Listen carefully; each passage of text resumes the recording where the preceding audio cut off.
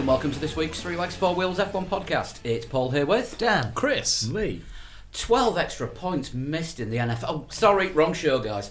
Oh no, you're doing fourth down. I've slipped into fourth down. It was a good weekend of American football because I had to watch some sport on TV because there wasn't any F1. No, there wasn't. Well, speaking of sports going on in America, last week we had Virtual Statman on, We did. we did. who was in Arizona for the Ironman there. Right, you calling this a sport, not some form of organised torture?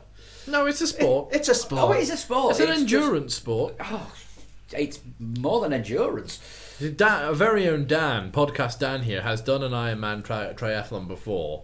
Or an iron distance race, it wasn't. Was it not quite? It Well, didn't it have the wasn't official Ironman, licensing. which, not... Ironman is an official brand thing. Oh so, right, yeah. okay, oh right. Go on, the Ironman distance. So mine was just the same distance. This, Yeah. this is Which why is- this is why you get sweets called cola cubes, and cola is spelt with a K. Yeah, But they taste like another brand soft drink. yeah.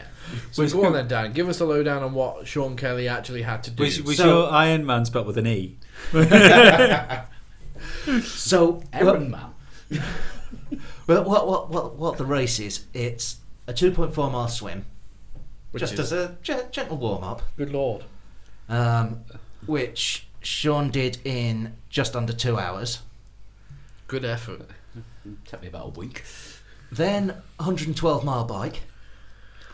112 miles cycling. 112, yeah. Good lord. Now, when I was cycling a lot, 112 miles was about a week's worth of training for me, and I'd fit that in over 5 days. I can't even ride a push bike. Yeah, and Sean did it in how long? Sean did that in 7 hours 42. I could probably learn how to ride a bike in 7 hours. I could learn how to swim Yeah. probably. And then Yes. what's after that then? What do And they do? Then you take a bit of a rest while you change your clothes and get into your running gear. Oh, this isn't a sport. And That's no moon. then go off and do a marathon. Run a marathon. Run a marathon. Wowzers. And his time for the marathon. Was 3 minutes under 6 hours. So overall, he was just over 16 hours. So fantastic work, Sean. Well done, Sean Well done, Kelly. Sean. And that's Virtual his Statman. third Ironman. So yeah, So well, he's got- well done, Sean. That's fantastic, and all the money he's raised for his charities as well. Go and follow him. He's our last week's guest on the Crazy. podcast. If you haven't listened, go back and listen to last week's podcast. Yeah, very, very knowledgeable, very interesting. Yeah. Very, very nice man. Follow him on Twitter. He is at Virtual Statman. Yeah, we'll share the link in the on the website, and we've retweeted him countless times as well. Yeah. So thank you very much for being last week's guest, and well done on your triathlon. Thanks very much, mate. Moving on to this week, I think we should do the news first because there is quite a bit. There is actually quite a bit of news breaking, but just before the last race of the season. So You wait till tomorrow when we've recorded. Ba-dum, always the way. Well, actually, something big happened on a Monday for once. Did you take it for a drink on Tuesday? You can't wait for Wednesday. But I'm not going to get to chill on Sunday because I'll be live blogging the race. Correct. But no, something happened on a Monday for once, which normally happens on Tuesdays, which is a big story involving a team. Yeah, Zach Brown has made his mind up and he's off to McLaren. Rather than being Liberty Media Man, he's got. He's Oh, is that decided decided? to Is it? I didn't know Yeah. this. Yes. Confirmed. Head of McLaren, Ron Dennis, is officially 100% out. Ron Dennis is officially 100% fuming. He's taking McLaren to court. He's Did I considering overhear? taking legal action against McLaren because he still owns 25% of the team. And he's been trying to get a controlling interest for about 3 years. About that, yeah. Yeah, and was it tail end of last week? He completely voluntarily was forced out. Yes. Yeah. Yeah, he was marched out of the building by his own choice. Yeah. Crazy. It's sad, isn't it, in a way? Because I don't particularly like Ron Dennis. I don't think... We've never a guest. I don't think he's the man for the job in that team right now. I think it's not bad towards Ron. I think that's purely an age thing. You know, I think there comes a certain point where I don't think people can do what they want to do anymore. I think he's just been there a little bit too long. Yeah. Ron Dennis, he was the face of McLaren when they were having all that success, Senna and Prost in the 80s. But that's it. Although Hakkinen in the 90s. Yeah, right the way through the 90s. although it's like Bruce McLaren's team, Like Ron Dennis built that team. You know, It was about 82 when he took it over, and he was the one that got Lauda back into Formula One and won a world title with him. Yeah. McLaren is what it is because of Ron Dennis. Yeah, Pretty much. I mean, the McLaren Technology Centre, all down to Ron Dennis. Yeah. McLaren road cars, all down to Ron Dennis. Yeah. Yeah, I mean, there's a story that a mate of mine is very fond of repeating. I'm not entirely sure how true it is, but apparently in the McLaren Technology Centre, in the toilets, the soap dispensers were leaking. So he got McLaren engineers to create the perfect soap dispenser that didn't even drip. I can believe that because I watched a documentary some years ago about a McLaren Technology Centre, and you have to walk down a disinfectant tunnel before you walk into where the cars are produced. Yeah. It was like, what? Did you Why see do you have to walk through a disinfectant tunnel so that you're not carrying any contaminants into where the cars are assembled? Did you see the tile? There was a tile with a chip in it. No. When they were walking down the thing, and Ron, the interviewer turned around and said something strange because there was a crack in the tile, and he said, "Oh, it's nice to see that something goes wrong in here now and again," and Ron was not happy about this. And he said, that'll be gone this afternoon.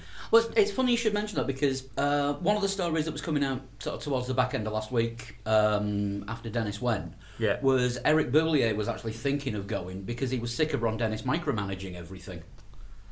Well, I mean, Eric Boulier has had he's had Jos Capito put in sort of over his head, hasn't he? So yeah, his job looks to be under threat as well because he is Ron's voice on Earth. Yeah, I was just going to say, do you think he's only just arrived. I mean, he was at races in non-McLaren gear for a while this year when he was on gardening leave from his previous job in VW. I don't know, possibly one of those. He wasn't there in an official capacity. He was a guest of the team. Do you think Eric Boulier is saying that might be brown nosing slightly, making sure just that to keep his job, making sure that he's like lobbied himself well onto the winning side of I'd it? like to welcome our new American overlords. Yeah. Ferrari were apparently sniffing around Boulier. That might have been a story put out by Eric Boulier. I'm not quite sure.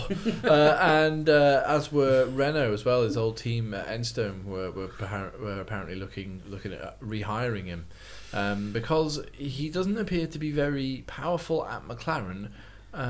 As such as he was when he was with the Enstone team, Lotus as they were then. But do you know the only good thing he did for Enstone?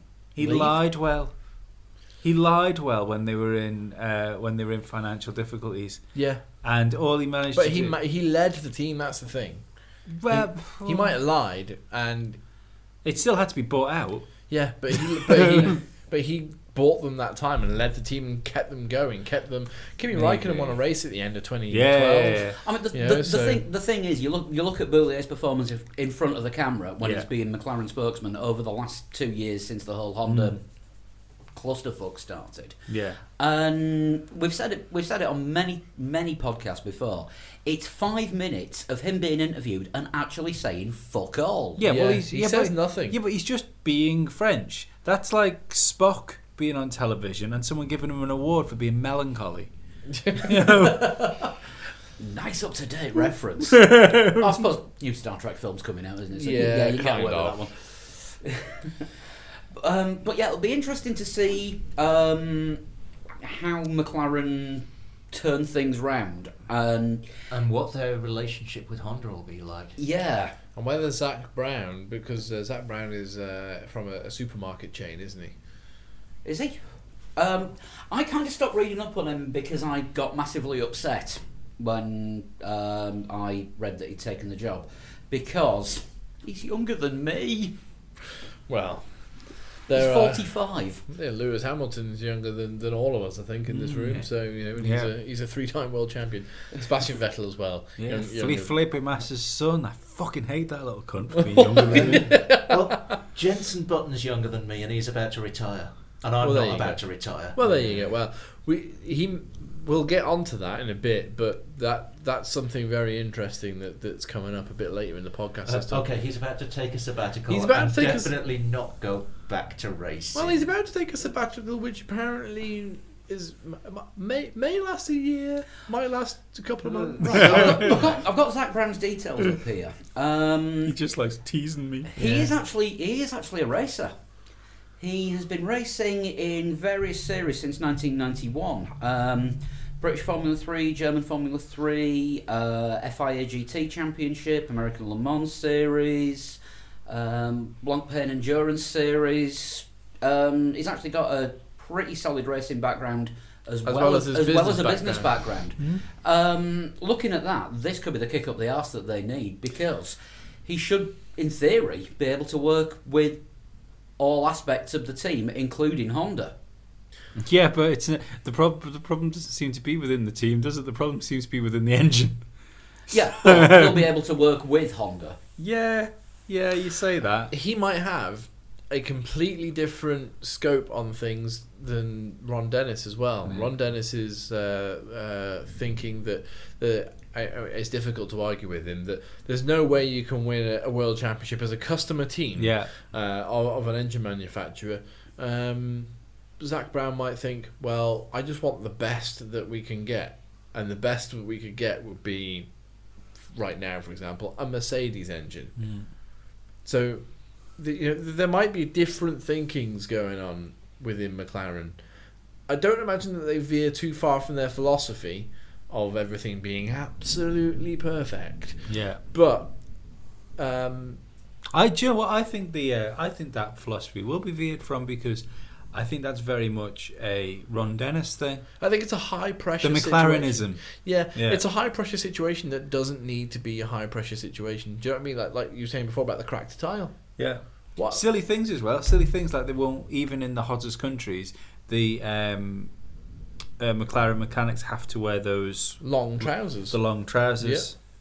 Yeah. Well, Lewis went up until the end of FP3. Everybody else is wearing shorts. Yeah. Team shorts, but still shorts. But it just seems like it seems like an added annoyance that shouldn't be there. Yeah, do you know what I mean? Lewis Hamilton said, didn't he, when he went to Mercedes, that he felt as though around Mercedes he could be more himself, because at McLaren he had to wear pressed trousers and polished shoes. Couldn't possibly go anywhere without his designated team shirt for that day.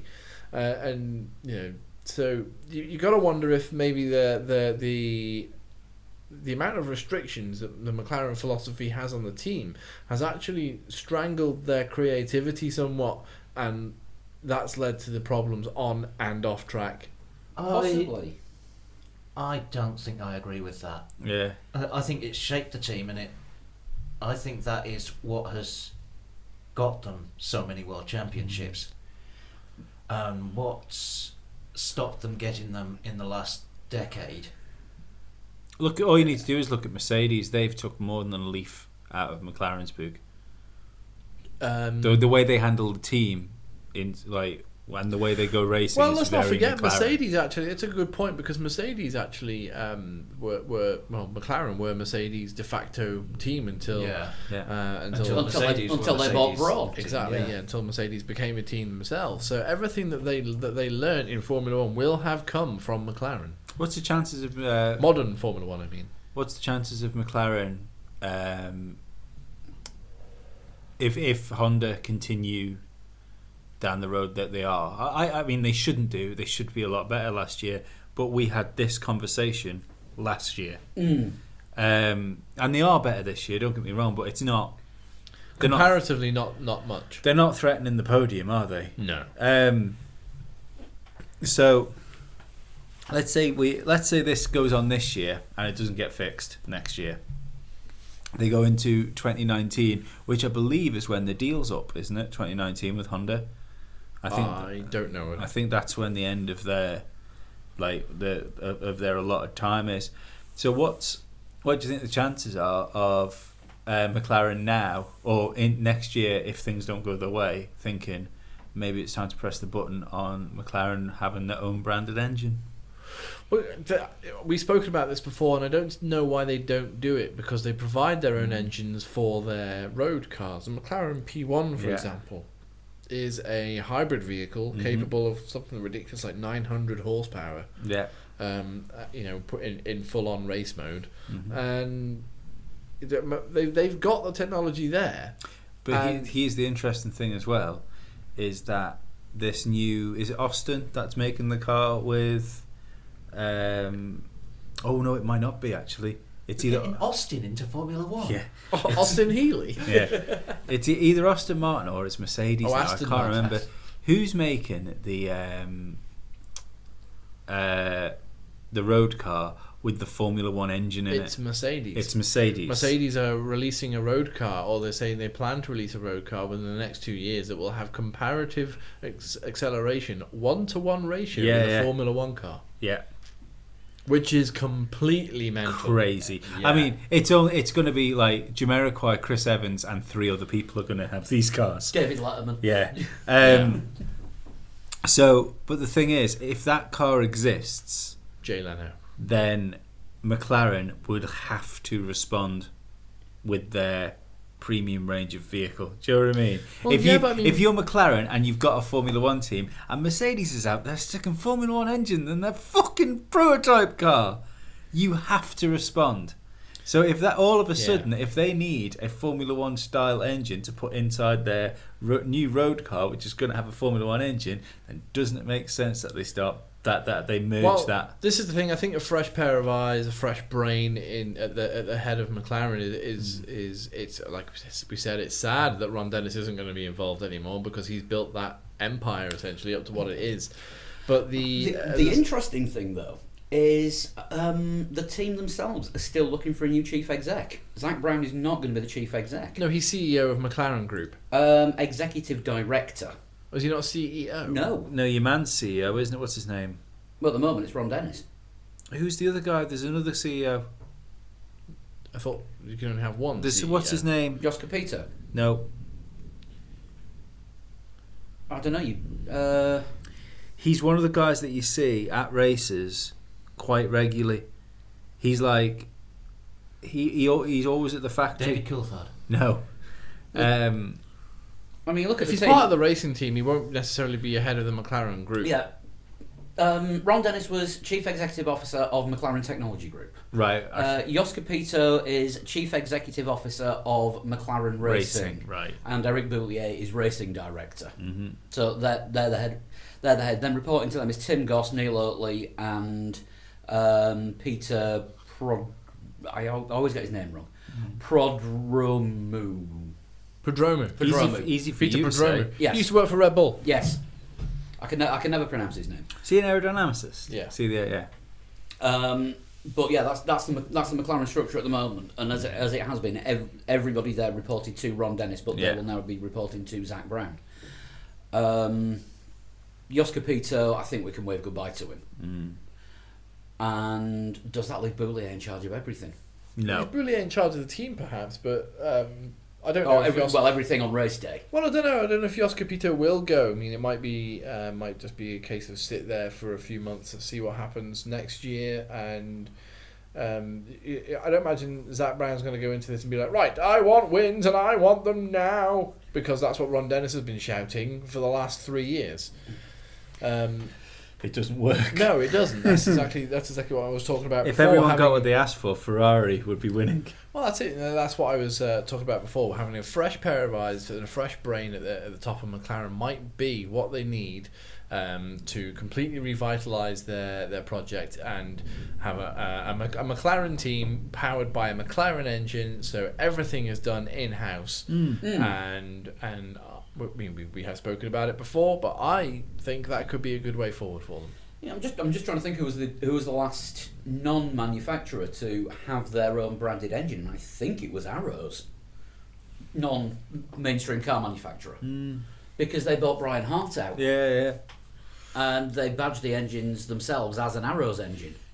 It was Brian Hart designed and built in-house one, because they effectively bought Hart Technologies. Is that when it was footwork hard? No, it was when it was towards the end when they had Frenson driving for them, when they were orange Right. Arrows, Oh, just yeah. before they went bust. Yeah, I remember Those that. last couple of seasons. So building their own engine did a power good for them then. Well, they got points, I think.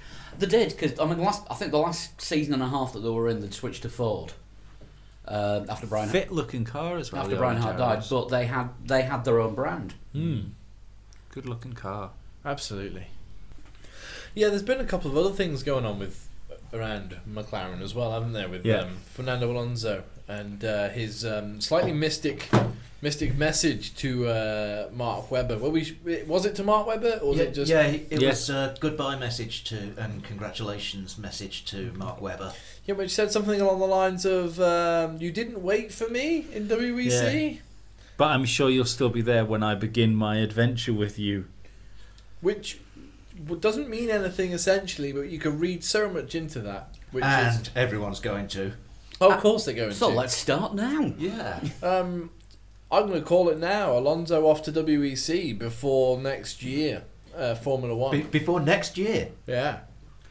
Jensen, you know that sabbatical that you were going to take. How do you fancy having the time off between the last race and the start of pre-season testing? Yeah.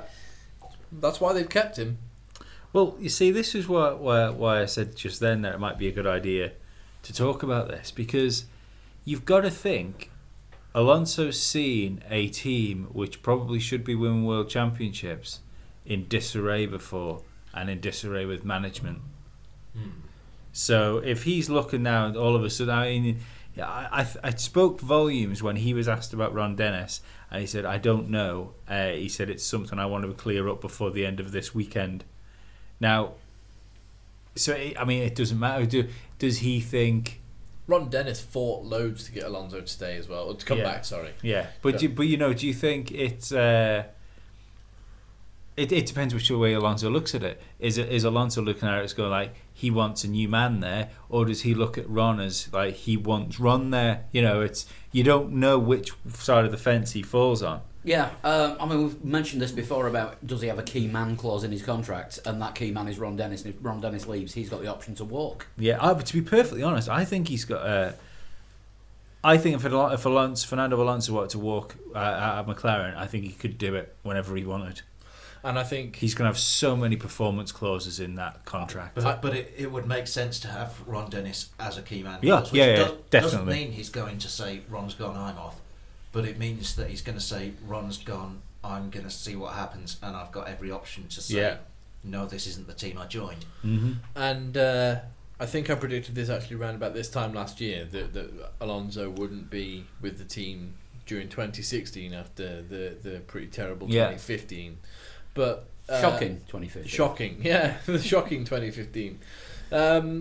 But it's looking more and more likely that Fernando's not going to see out his 3-year contract that he signed at the beginning of 2015. So we'll see. It must be possible, and I'm not even just saying this as a Jensen fan. Something must be there that must think that this is a possibility, because you wouldn't pay for a £5 million fucking insurance policy, which is essentially what Jensen Button is. I would guess that the car may well not be meeting Alonso's performance clauses in his contract, which means effectively, if he wants to walk, he can walk. do. Yeah, and which is why they would choose an insurance policy that was that expensive. If he walked, let's look at the reality of it, okay? McLaren decided to go with, McLaren have decided already to go with Alonso and Van Dorn next year. Yeah. And it gets to February, the car's unveiled, everyone's happy, they do a little bit of pre-season testing, and Fernando goes, no thanks, not for me, see you later, I'm having a year out and then I'm joining WEC. I'm out, see you later. Walks I don't away. even think it'll get to pre-season testing. If this is the way it's going to go, I think it will happen after the season's finished this year. Yeah, but I think he'll drive the car. Do you think so? But the scenario being, so let think about it from a McLaren point of view, and not Ron Dennis' point of view, of course. Alonso walks away, and you didn't have Jensen Button as an insurance policy. You've got a rookie, Stoffel Van Dorn, as your only driver. Yeah. Who'd you bring in? It's also Pedro de la Rosa. Way, Marc Genet. Esteban Tuero. The other thing you've got to think is the the very embarrassing situation of your number one driver leaving the team because the car isn't up to snuff, having another world champion to instantly install in the team, along with the PR lines. It's a stability thing, isn't it? But along with the PR lines of, oh well, he was going to be back in the car in 2018 anyway. We're just going to have to call him back, and he's not going to be able to have his year off. Isn't this a jolly situation? Yeah, and Jensen himself has said, "Look, I've got to keep myself fit in my sabbatical year, and just in case I'm needed to jump back in the car at any point." So that to me says Makes you wonder whether something's happening. Yeah, makes Zach Brown's first job at McLaren is just to polish the bat signal. Yeah. the butt signal. Oh, no, hang on, no, that sounds terrible. It's just a big button. Yeah. But yeah, for all we know, maybe this is going down, and Alonso is leaving the team. It's done and dusted that he's leaving the team. Yeah. And all this is good PR. You know what I mean? It's trying to manage the situation into a point where McLaren don't look foolish. Alonso doesn't look like he's chucked his toys out and left Formula One because he can't win. It could be the reason Ron Dennis is actually gone. Yeah. Because it could be that Ron Dennis is like, no, I could convince him to stay, and the rest of the board are like, no, you can't. He's already gone, or he's on his way out. You can't convince him to stay. Well, you see, you I can't prove to us that you can make a car good enough that he's going to stay. I'd be surprised if that was I would. what put him It could out. be Like I said, the the straw that broke the camel's back rather than one single decision. The sign of good PR is getting people to talk about the company that is being PR'd. What are we doing? Talking about McLaren. Exactly. Yeah. But I'd say McLaren's problems are bigger than the car and the driver. Yes. Yeah. They've been hemorrhaging sponsors. Yeah.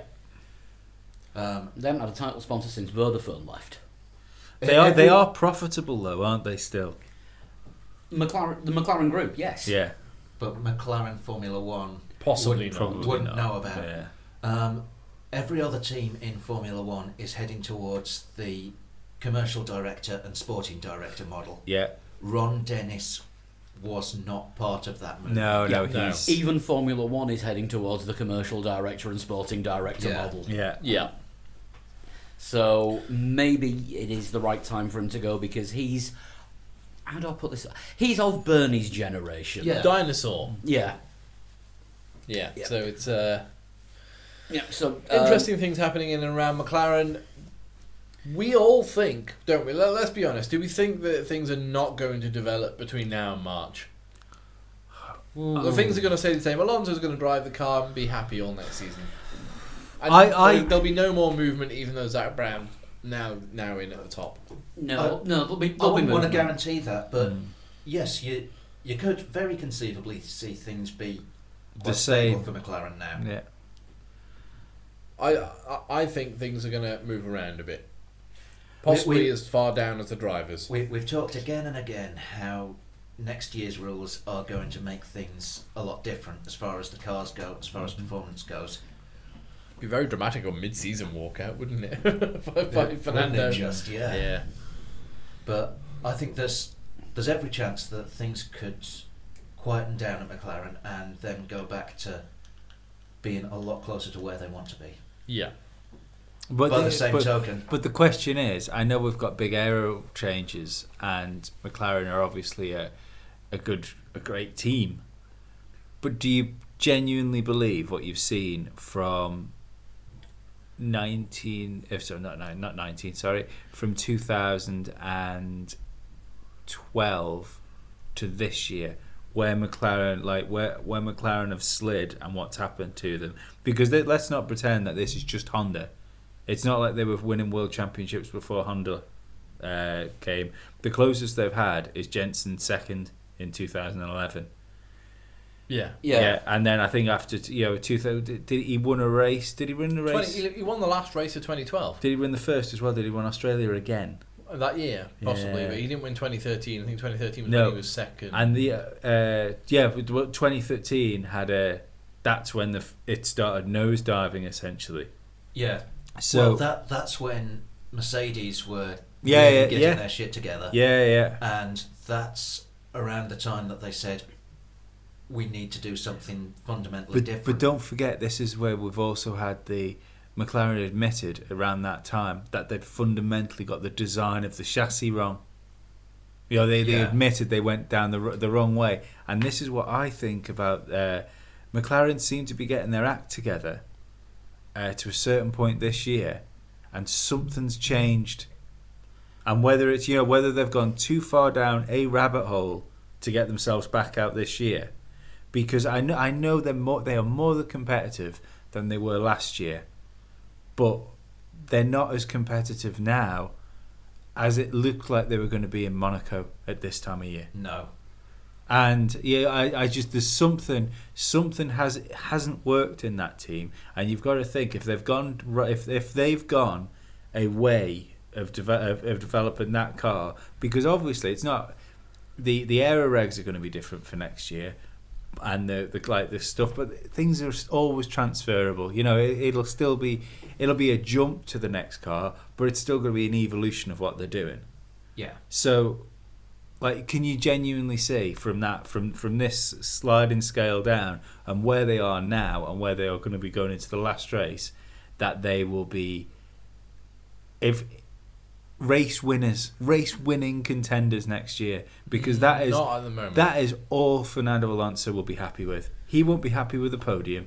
He wants a race winning car, because even with, like Kimi when he was in Lotus, even with the chances of the race wins here and there, and if you can build a consistent season around having 3 or 4 victories, you can essentially bolt yourself together at least a championship challenge. But you can't do that if all you finish in a second and third. Yeah, I know what you mean.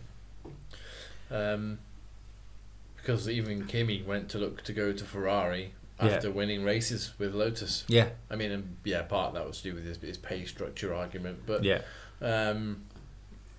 there are reasons for and reasons against.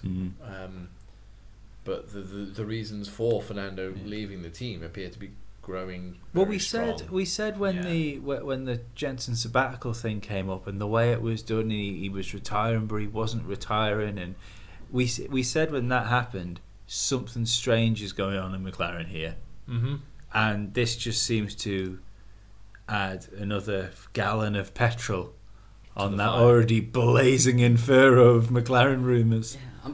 We've been talking about this for about half an hour now. I'm not being funny. If there is other news, but if there's anything like where thoughts can manifest into reality, I might be solely responsible for this. I saw that episode of the Twilight Zone. I remember that. Talking of Twilight Zones, let's talk about Sauber. Yeah, Marcus Ericsson confirmed today for 2017 season. And the crowd goes mild. The crowd goes completely mild. That's the biggest shock since Ericsson's friends bought the team. Yes. Ericsson, obviously the S is spelled with dollar there's signs. There's nowhere else for him to go, because he paid lip service to say, yes, I'm interested in the Force India seat. Yeah. Which he didn't get. No. His people are bankrolling the team. It was going to be that or nothing. Yeah. But what's more significant is who hasn't been signed today. That's the thing. I did see something on Twitter earlier, quoting Brazilian TV, saying that Felipe Nasr has lost his backing from Banco de Brazil. And that is massive. Yeah, well, that's... Because if Nasr's lost his backing from Banco de Brazil... He's lost his drive. He's lost his seat, yeah. The seat's gone. Because, I mean, he was paying... Well, he was that's paying, not guaranteed, but it's pretty... Yeah. It's pretty dead to say you, that. When you're bringing the title sponsor into a team, because that car is Banco de Brazil colours. When you're putting the title in sponsor. Yeah. Yeah. There's not been any confirmation as yet from any other reputable sources, or even disreputable ones. But this lends itself to the very strong rumour that Esteban Gutierrez could be in for a seat back at Sauber, because Gutierrez still has Mexican backing. They don't use... What engines do they use? They use Ferrari. Ferraris. They do use Ferrari engines. They're going to be using the 2016 Ferrari engine. Of course they are. Which is an engine that Esteban Gutierrez is very well acclimatised to. Somebody got a photo of Gutierrez meeting with Manisha Kaltenborn in Brazil. Brazil, yes. In the paddock. And that was all dumbed down at the time, all played down, sort of, he was just saying hello to an old Just employer, catching up with old teammates. Yeah, and blah, blah, it blah. happens all the time, more often than you think in the F1 paddock. But if it, Fucking brilliant. You got the worst Ferrari engine and the worst Ferrari employee. yeah, exactly, yeah, pretty much.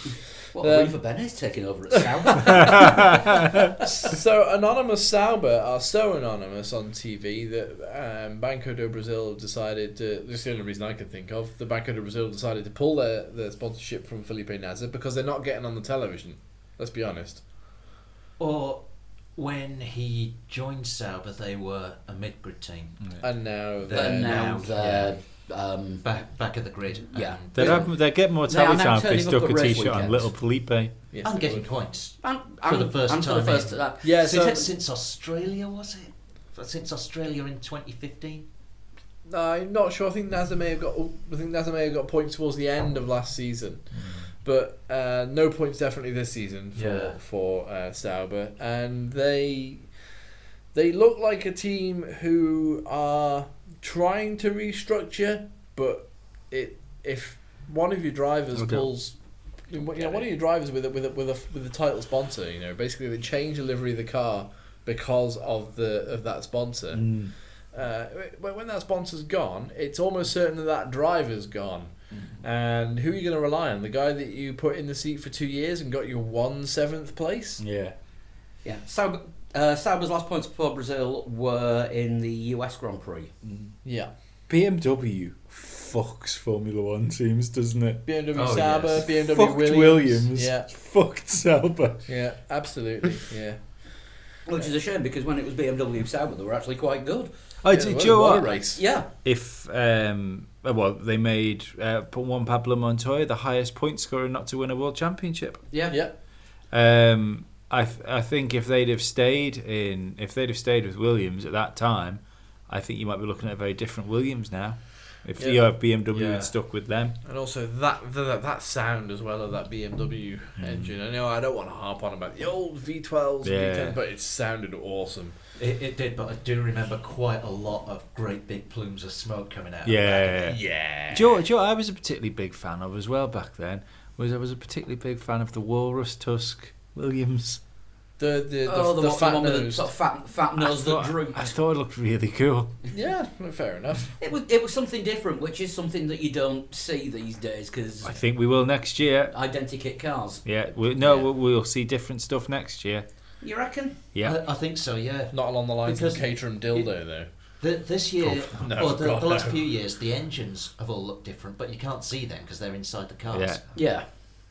So now it's aero again. I think the aero's gonna Come into play. vary quite a lot. Mm. Yeah. Well, you are giving room again for artistic interpretation, aren't you? Yeah. That's the idea behind creating closer racing, hopefully. But It won't. We'll see. No, I, no. I genuinely think that Red Bull are going to hit the track in Australia and fucking McLaren 1998 it. Possibly. It was 98, wasn't it? 98, 99. Yeah. Yeah. It would be the quite Hakkinen unsurprising. era. Yeah. Yeah. What else have we got? Bernie. Bernie. What In, have you said? in a mammoth interview with Automotor und Sport, Our our favourite favourite, German publication. yeah, our favourite F1 publication that isn't in English. Fun to read, fun to say. It's ace. Unfortunately, the British edition just concentrates on the Automotor and doesn't do much about the sport. So we have to rely on translations. What? Utter unts.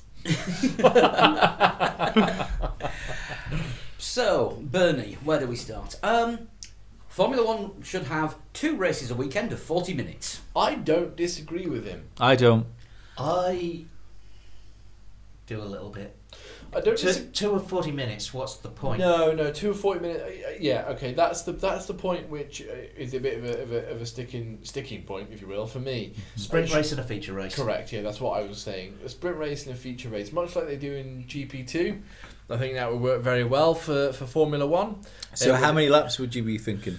I'd probably do a third to 2/3 of what is Of a now. lap? No, of what is now That's full. a sprint. That's a proper sprint. Yeah, like Just full, to start, finish straight. like a full race distance as it is now. So, for example, a 66 lap race, you'd have a 22 lap sprint that's- race and a 44 lap.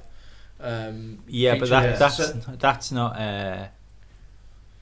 Sorry, you do a full race distance as the feature. no, 2 No, races. full race distance over the weekend. Oh right, okay. So on a Saturday you do 20. If it's a 66 lap race this season. Yeah. You do 22 laps of a sprint race and 44 of the feature race. No, I'm down with the 2 40-minute races because you're getting 2 good-sized races for 40 minutes, and you're technically getting more Formula One for your money.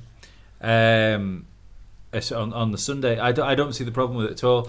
I think It's just how they offer the points as well. Do they do half points for each race, or do they do full points? do full points for both races. Yeah. Or I mean, this is the other thing. If you're going to do this, you might as well go back to. Or do you do aggregate points? Because No. that would be a pain in the ass. Oh, what? Do you know what? You might as well go back to the first 10 to 1 from first to 6th, and reverse the grid on the second race.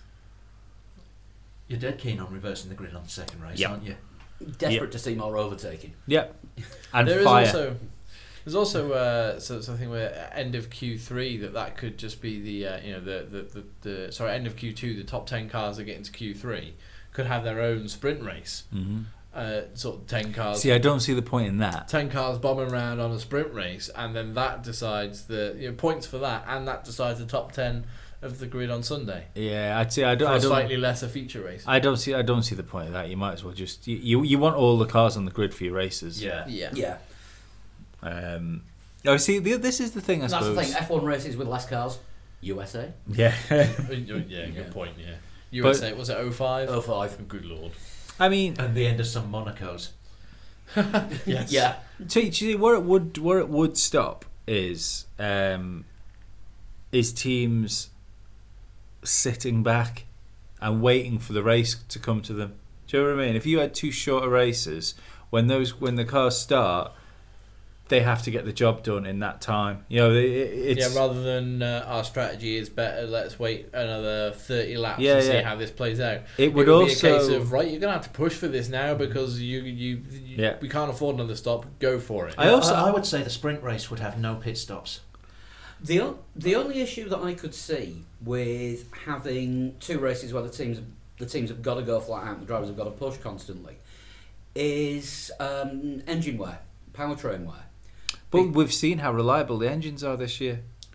Yeah, Sean said last week when I interview with him that was it 5 races have 5 races in history, something like that, that have had all cars finished, and like 3 of them were nearly this year. Yeah. And don't forget that the what we're limited to 5 engines. 4 next season. 4 next season, right? Well, but that let's say that the 2 races, as Bernie says, because I totally agree with this as well, as far as people having shorter attention spans now, and I think that would really help. That's why you do get a dull period as well between the first and second stops. Yeah. Generally speaking, like you were saying before about the strategy playing out, teams just sit back and wait. They don't tend to. All they're trying to do is feed a car into air. A lot of the time. So I agree with that. That would make that would help people get into it. I hope it would. I mean, that's the other thing you've got to think is as well. It's giving people 2 bites of the cherry to watch a race on a Sunday. So it's not you're gonna have everybody that tunes in every week and everyone that listens to this podcast and fans of that ilk are gonna sit there on Sunday. You mean ilk? Yeah. It's a fucking accent. No, it's a reindeer. Fans of that goat are Only if you're Swedish. yeah. To get that joke, you have to subscribe to Patreon. Paywall. But if fuck, I forgot where it was. Fans of that ilk. Right, we're gonna turn in on Sunday before the race build up. We're gonna watch the race build up. We're gonna then watch the build up in the middle when they're changing the cars over, because as Bernie said, it would give drivers a chance to be interviewed in between races. Yeah. And then we're gonna watch the second race. So therefore, they're keeping us in front of our tellies watching Formula One all day for the casual 4 hours basically. for the We do that anyway. Yeah, but it would be 4 hours of action rather than build up Yeah. action post race analysis. but the thing is with that if you've got 2 races, and let's say you have a cracking race to start with, you would get the beginnings of people saying that race was fucking ace. You should. There's another race on in half an hour, and that's when you get and it's only 40 minutes long. Casual people. If there was a big accident or a big crash, it would get the people that wouldn't normally watch to tune in for the second race. Well, the thing is, a big accident and a big crash, then you would only get half the field starting. Because we'd have to bring T-cars. Yeah, T-cars would probably They be... have to bring T-cars back for that. Well, that's what Bernie was saying. Bernie was saying about Brazil. This is where his argument has come from. Because Brazil, there were so many stoppages and restarts, and he said the stoppages and the restarts, and people, casual fans, people who wouldn't normally watch Formula 1. Turn off. Yeah, but no, they tuned in. Oh right, Because it was fans were talking about it. It was an exciting race. It was trending on Twitter for hours and hours. And people tuned in. Oh my god, it's a wet race, and there's been people crashing out all the time. I want to see what's going on. What's happening? And essentially, we had like 3 races. In Brazil. So he's saying, why not split the race in 2? Yeah, that's where his arguments come from, because more casual fans tuned in when things got exciting. Yeah, like they did in Brazil. Yeah. That is the only race where I've actually been in 3 countries while it's been going on. The build-up show started, I was still in Wales. The race started when I was in England, in Liverpool. And it was still going on when I was back in the Isle of Man. I think you said that last week. I know, but I didn't say the 3 countries thing. You did. So you also said a couple of other things, didn't Bernie? About something about contracts with races. Well, yes. Sorry, just quickly before we move on from that thing, I just wanted to say, when we were talking about engines and having T-cars and stuff, is that more people watching the sport would bring more money to the sport. So that means we could get rid of that ridiculous, 4 engines for a whole fucking season, or you would get rid of that. Oh well, we can't afford That's to more bring. of an eco-efficiency. We can't bring a T-car because we're trying to cut costs. Yeah, but they bring most of a chassis anyway. Yeah. Well, what was it? What was it that was said during Brazil about why can't they take restarts in T-cars when Palmer went out? It's like they don't have a built spare car. They've got all the bits. They're just not in the same place. Yeah. So that can't be saving money, really. No. For having. Not really, and I don't think because the freight's still there. Yeah, I don't think. In fact, they're in more boxes. I don't think Bernie would want saving money on freight anyway, and the team's paying less to transport things around because who transports the cars? Yeah. But the thing is, as well, Eccleston Airways. Can I just point out as well? Is it not cheaper to actually fly 2 cars than it is to fly 1 car and a lot of bits? Flying a car takes a lot of money. You've got to fit things to it. No, you know what I mean. Putting it on freight is it have 2 complete cars or 3 complete? They both need wings. 3 complete cars rather than that's fucking than 2 complete. That's cars. Loads of wings. That's 6 now. I'll just shut up there. You're not gonna win this one. We've lost him. We'll go on to other things that Bernie said. Go on then. Singapore doesn't want to keep the race, or the people don't, because it's too expensive. And apparently Malaysia isn't going to sign a new contract after theirs expires in 2018. Malaysia said a long time ago they weren't going to, though. Yeah, and that's coming from Malaysia. That's not coming from Bernie. From Bernie. That is coming from the circuit. So assuming he hasn't just got Malaysia and Singapore mixed up. which let's be honest, isn't it? I'm not ruling that out. Yeah. That would be 2 races quite close to each other, both talking about leaving the Formula 1 calendar. Both races which are normally quite packed with fans. So Singapore is often a bit of a snooze fest, isn't it? Last year it threw up some really interesting stuff with the Mercedes just not being able to race. Yeah, but realistically, the only really, really good race I can think of in Singapore was Vettel and Alonso when they just traded fucking fastest laps for about 20 laps. That was ace. Yeah, chasing each other. Yeah. But I know what you mean. Yeah, I would be quite sad to see Singapore shuffled off the calendar, to be quite honest with you. First Formula One night race, a street circuit that where Formula One has had races on street circuits before that haven't been as successful as Monaco, for example. Singapore's the only other one that's sort of given a kind of a varied degree of success. It's really better than Valencia. a lot better than Valencia. Valencia was just hell on earth, basically. Until Mark Webber did the flip. And well, even then it was just like, oh, Webber's flipped over. Nothing interesting is happening. Oh, Luca Badoa is spun round again. Nothing interesting is happening. I personally think that this is just going to be them lobbying for better deals. I think Singapore will definitely be on the calendar past 2018.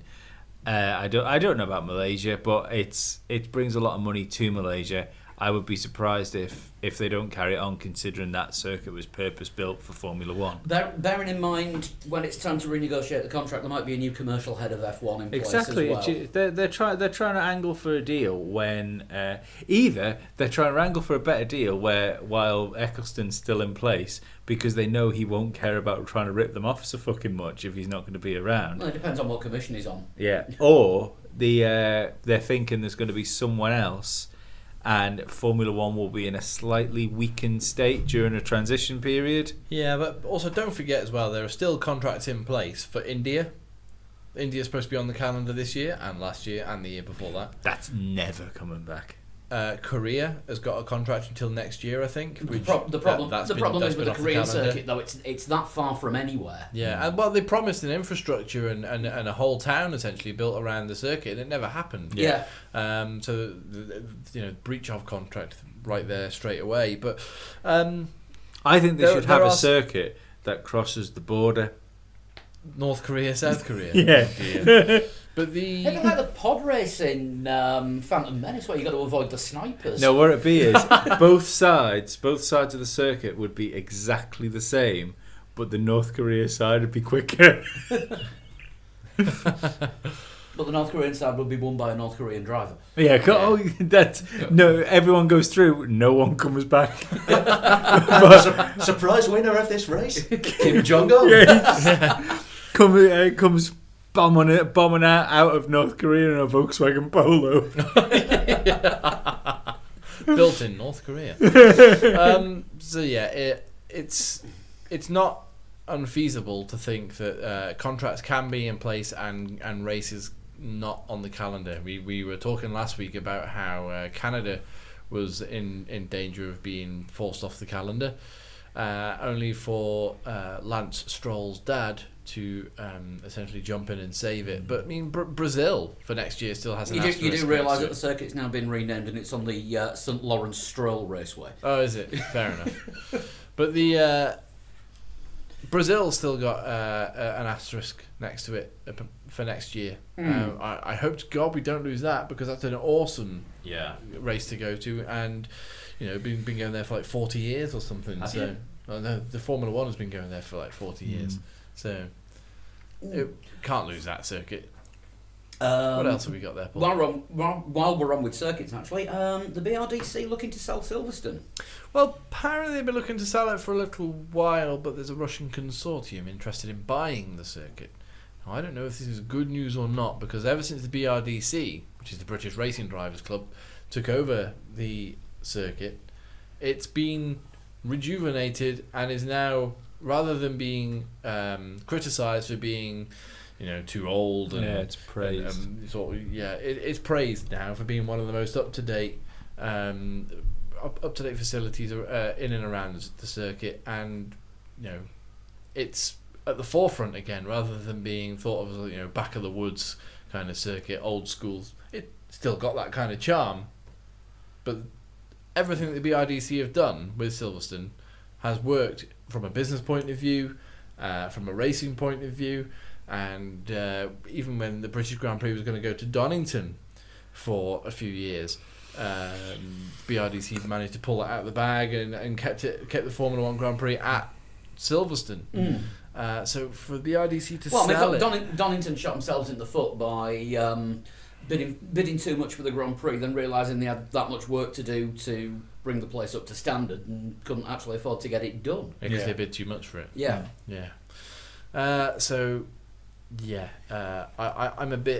I'm dubious about this, to be quite honest with you. I don't know who this Russian consortium is. You never find out who Russian consortia are. No. Consortia, they are. It's the plural of consortium. Exactly. I'm getting all Mosby again, aren't I? You are. Yes. Just a little. Right, that is it for the news. We've got Formula Lee update next on the running order. Formula Yay! Lee. Meow. So it's a 2-week one, isn't it, Lee? Yeah, thankfully. So it's Who forgot it was a 2-week one earlier? Me. yeah. I'm doing my best Bernie impression. Where are we? Singapore? No. Abu Dhabi, in the dry, dusk, Yes. in a Williams. Yes. Because I spotted somebody on the. Yeah, I spot that Mercedes time. Someone putting a time on a Mercedes. You can fucking read, bell end. Hang on, who did that? I can't remember who it was. All right, we're not naming and shaming yet then. No. I think it's been amended and a faster time's been put in since. These are eyes in my fucking head. So yeah, it's in a Williams round Abu Dhabi in the dry at dusk, and we've had quite a few entries in so far. We have. Got to point out though, you must, if you're not friends with us on the PlayStation Network or any other sort of form of console, you can send us the pictures. You must send us a picture of your time on the leaderboard. Yeah, we clean don't trust you. Yeah, highlight. You can't just send us a message of your time. That doesn't work. And you've got to have the whole screen. Yeah, so we can see that you've done it in a Williams. Yeah. In Abu Dhabi, and what your time is. Mm-hmm. And in a clean lap as well. In a clean lap as well, yeah. None of this invalidated lap stuff because Rules channel fun. yes. But yeah, we're We're getting going to find out. we're getting some decent times. Just as a hint, after the sort of week of practice, it looks like to get into the top 10, you are going to have to be in the 141s or below. Good lord. Looks like I'm on the bubble then in that case. But yeah, it's looking pretty. I'm about 300ths of a second outside the 141s at the minute. So Oh dear. yeah, Yeah, it's looking like it's going to be pretty close again for the last round of Formula Lee, which I'm looking forward to seeing the leaderboard at the end. Leaderboard. Due to driver backlash as well. Driver backlash. Yeah, we are not going to go ahead with the changing of the rules for next year. Which driver in particular backlashed against this league? Many drivers. Many Was drivers. it you? No, it wasn't just me. But no, I certainly did as well. It In fact, funnily enough, the only one that's actually come out in favour of the rules with no assists was Derek Schleicher. He's pretty quick as well, isn't he? Yeah, 4 out of 5 race wins so far. He's Yeah, doing that'd be alright. the one. And as he's on Xbox, I've not seen his time yet.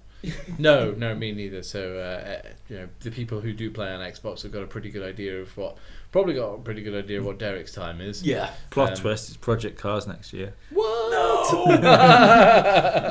It's not a bad idea, actually. Is it? No, it is a bad idea. No, it's not. Yes, it is. No, it's not. It's a pretty good idea. If you've all got Project Cars, get in touch with me, and then we can have new circuits, different types of cars. Kind of rules everybody out. Is there an Xbox version of Project Cars or is it just PlayStation and Just PC? PlayStation, PC? isn't it? No, I it's think. not. No, it's Xbox as well. Are you sure? Yeah, because Andy Clucas has got it and he has got a PlayStation. Fair enough. But has he got a PC? Not a gaming one. Oh, right, okay. Yeah. No, like I played it on Xbox, it's fine. Ah, fair enough. Well, there will be new Formula Lee challenges over the winter, I'm sure, Mm-hmm. rather than Lee season testing. Yes. I can't remember who suggested that joke, but that was not one of mine. That came from a listener. Shall we talk about the real Abu Dhabi instead? Yeah. Because we've kind of got. I'm not going to say the duel in the desert because Sky have invented that hashtag and it really sucks. It does, because it's not down to just 2 drivers, as we discussed No, pre-podcast. the duel in the desert, which actually has 22 drivers in it and isn't in a desert, it's Ramda Marina. Yeah. That hashtag is possibly too long for a tweet. Duel in the desert is rubbish, as is anything that contains the word sheikh, as in SHEIKH, sort of Arab royalty. Sheikh. Shake, Sinora. That kind of thing.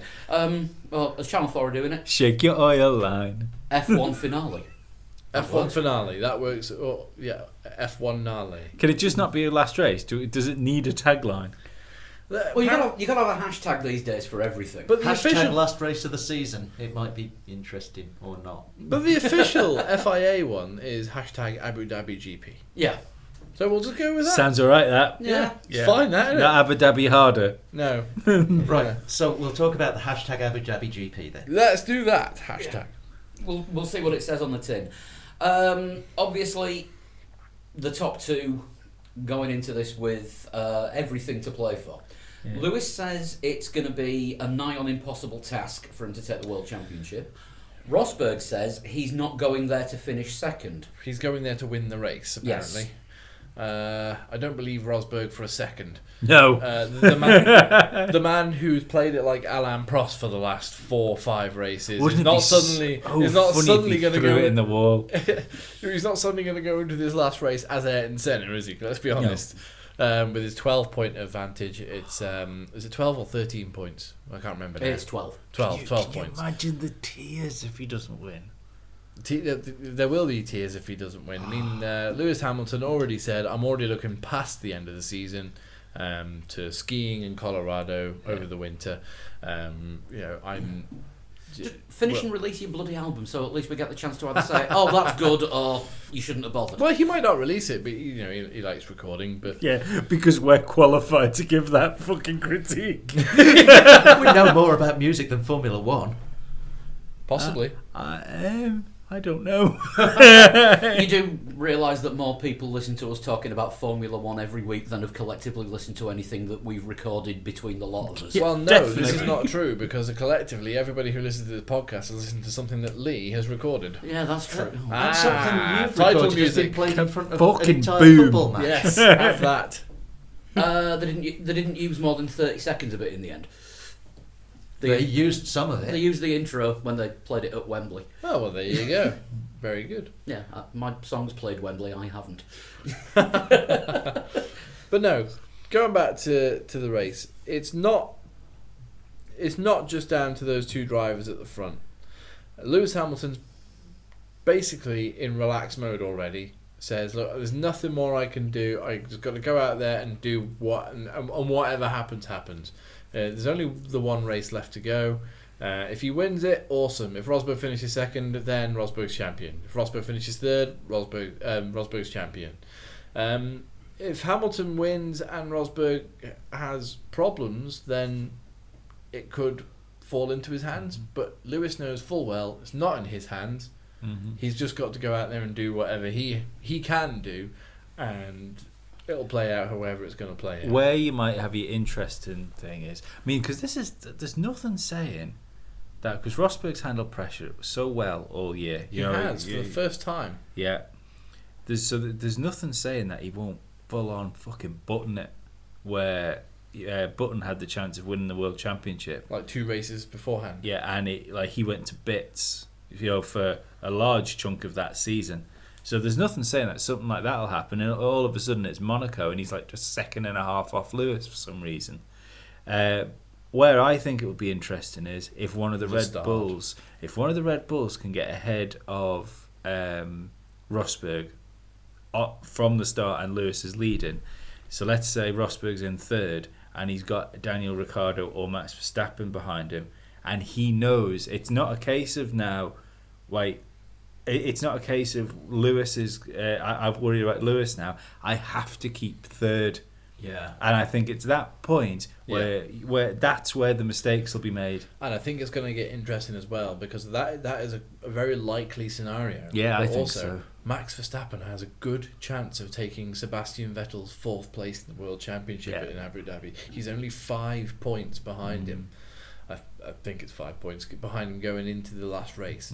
So Max Verstappen's going to want to replicate his, the spectacularness of his drive in Brazil, and finish on a podium. Now he's not going to want to sit behind Rosberg as we saw in Brazil. Yeah. Oh, I think He's this going is to want it. to get past. Regardless of But if Brazil was the last race of the season, and when Max did that overtake on that 3rd turn and put him down to 3rd, if Brazil was the last race of the season, Rosberg wouldn't have won the championship. Because I think with that pressure on him, he would have crumbled. yes. It's this is the thing. All of the pressure for the first time I can remember is like, I mean, there's always been pressure on both drivers, but all of the pressure is on Nico Rosberg. I mean, Hamilton can retire at the first He lap. doesn't think he's going I He to don't hasn't know, lost anything. Because Rosberg can finish behind Hamilton and win, Yeah. and win the championship. I mean, Yeah. that's got to be a bit of a relief. If he had to beat Hamilton, That would be more. Oh, then yeah, that yeah, would be yeah. a huge amount of pressure. That's sitting on the line thinking, I've I've got got to get everything spot on here. He can sit there and think, I've got to do what I did last week. I've got to do what I did the week before. But is that and if I can get ahead of Lewis, bonus. But is that not a worry? Is that not a negative way of racing? Look at No. It's worked for him all year. Yeah, it has. It's worked for him all year. But look at Lewis Hamilton when he had to finish 5th, Yeah. and McLaren went out of their way to finish 5th. And if it wasn't for Timo Glock Glock. throwing the towel in, thinking he might get a McLaren drive, Well, don't get me wrong. I think Rosberg is going to race to try and win the race. He's not going to sit there thinking, I want to come second. But he doesn't have the pressure on him saying, you've got to beat Lewis Hamilton in this race. yeah, no. I So, totally agree with you. I think it would be a negative way of racing to say, I'm going to come second. I'm going Yeah. to try and come second. But that's not what I think he's going to do. I think it's what He he just did. doesn't have the pressure to have to come first. Yeah, but he has come out and said, I'm going to try and win the race. We all Yeah. know he's not going to try Yeah. and win the race. But this is the thing: Lewis Hamilton can't win the championship. Nico Rosberg has to lose the championship. Yeah. That's where the pressure is. Yeah, I agree with Lee Yeah. on that point, yeah. It's Nico's to lose.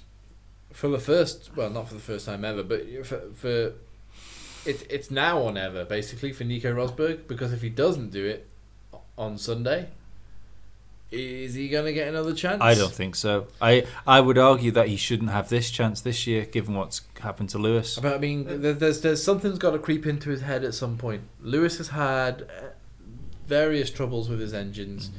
Nico hasn't. Lewis Lewis has had the worst reliability Since of- Mark Webber. of I was just going to say of any Formula One driver in recent memory. Yeah. I'd love to know what the statistic is with Mark Webber, because Mark Webber had technical problems, but his car never went pop as much. No, I know. Yeah, it was always slow down. Yeah, I think with Lewis, it's kind of the worst reliability since Johnny Herbert. yeah. No, I think if Rosberg wins it this year, Hamilton gave it to him 3 races before the start of this year's season. Giving him that run. But giving him that run of wins is what carried him Yeah. well into this Because season. he carried the momentum on Yeah. into the start of the season. Yeah, well, And I but said last year that this year was his last chance to But win it, but it I was don't think I'm nothing. right now. It was nothing to do with those last races that Hamilton turned off for last year. When he said he wasn't switching off, but Yeah, blatantly yeah, did. but it was nothing to do with But those then the races that first made his few- engine explode. No, but it was those races that brought Rosberg to the first 3 races of this year. Yeah, First 4. First 4 He races became of this only the year. third driver to Yeah. win 7 in a row. In the headspace of I I'm can't a race beat him. winner. I do this every race. Well, let's look at the races Lewis lost points in. If Nico would have finished where he was, where he finished the race anyway, and Lewis would have finished behind him, Lewis would win this World Championship, even if he hadn't beaten Rosberg. I think he had a 7th, didn't he, in China? Yeah. And sort of like a 4th at some point. Was that Russia or something like that? Yeah, I think it was Azerbaijan. Azerbaijan was a hell of. Yeah. Azerbaijan, he Race for qualified quite far back, didn't he? Yeah. And he had the engine trouble. He wasn't Yeah. allowed to remap. I think he finished quite far back there as well. Yeah, But these problems haven't been. Well, I say these problems haven't been something that Nico's had to deal with. Austria, for example, when Hamilton and Nico hit each other, and then Nico had to deal with finishing 4th yeah. the penalty for being told what to do with the gears in Britain. in Britain. Yeah. Yeah, demoted him behind Verstappen. So, yeah, there was Nico has had to deal with things, but not on the same scale that Lewis has. It's that last engine blowout. That's what's done it. Malaysia, Because he would have won that race. yeah, Malaysia was what that for me was a turning point of the championship. was How Malaysia. far behind is he in the championship? 12 points. 12 points. 12 points. So he'd have been leading the championship. He were, yeah. Yeah. if he'd have won that race. Yeah, he would have been. I think he would have gone out of that because Nico wouldn't have finished third. He would have finished fourth. Yeah. And I think Lewis would have been leading the championship, leaving Malaysia. I think Lewis had a 5-point lead in the championship. I don't think Rosberg could have come back from that. Losing the lead again. It's hard to say. It's impossible to say because we don't know how having the different engines has changed the way that Hamilton's been able to race for the last few races. Yeah. So there is a championship on the line, and there are other things on the line as well, like Yes. a 4th place in the Constructors' Championship, for example. Yeah. Do you want to go through team by Should team? we go through team by team? We'll go from the back as always. And then we'll finish off again, rounding off with the Mercs at the sharp end. So back to the back, and it's Manor who bring up the rear in the Constructors' Championship again at the moment. We do now, yes, because Felipe Nasr's 9th place in Brazil. Not taking anything away from Felipe Nasr, apart from perhaps his drive. But he's been Gutierrez. Have some points. See you later. It's an interesting one because Ocon is on his way to Force India for next season. And no one's been confirmed at Manor yet. Yeah, Verline is complaining that he could have done as good a job at Force India next year as Ocon could, if not a better one. And did he question Force India as to why they didn't? he said he was gonna. I don't know whether he's Yeah. actually done it or they've not made it public. Well, But- saying you're going to is pretty much Yeah. asking the question, isn't Yeah, it? but he said he was going to approach them directly. Is Verline actually still racing to get a seat next year? Is he going to have to put in a good performance? I think he's almost guaranteed that Manor seat, unless something drastic happens elsewhere. The rumours I've heard are that the problems that are preventing him getting race seats aren't his driving. It's Verline. His attitude. It's his attitude. It's things like refusing to turn the engine off when his engineer told him 5 times. It's things like saying he's going to question Force India about why they didn't give him a drive. Yeah. That's ridiculous, that. Yeah, because Yeah, he it's- was at one point Mercedes elect, wasn't he? Well, it was this time last year when he did the Abu Dhabi Young Drivers Test, and he was. It was going to be him and Stoffel that were the next generation of F1 champions. Well, yeah, he was flavour of the week. Yeah. He was. He's going to Manor. He's going to be in the Manor seat, which means he's a shoe-in as soon as Mercedes driver leaves, and now he's not. Now Esteban Ocon comes in, does half a season, battles quite comparable. fair, comparably with Pascal Wehrlein, and all of a sudden Force India were like, we'll take a punt on the young Frenchman rather than the whiny German. Yeah. So I think Dan could well be on the money there with it's Wehrlein's attitude that I'm better than everyone, I'm better than I think I am, basically. Yeah, he was clearly Not better I'm than better Harry than I think I am. Anto. I'm better Yeah. than everyone thinks I am. I don't but think yeah. he was clearly better than Harry Anto. Harry Anto beat him once in a fair race. Yeah. No, but, But even in qualifying, when the circuit and the car were under him, he could do he an was- awful yeah, lot better lot than more, Harry Anto yeah. could. Oh yeah, 1 lap pace, he's got it. He's put that man into Q2 like 3 or 4 Yeah. times this season, and that by itself is a great achievement. But a Formula 1 race is more than 1 lap. Oh yeah, Yeah. completely, yeah. Unless Bernie gets his way. And and an attitude of why should I listen to my engineer when he's telling me to switch the car off? Yeah. Yeah. Because that's his fucking job and your job is driving it. Why? Yeah. Well, what race was that? Was that Italy? Was it? No, it was race before last, was it? Was it race before last?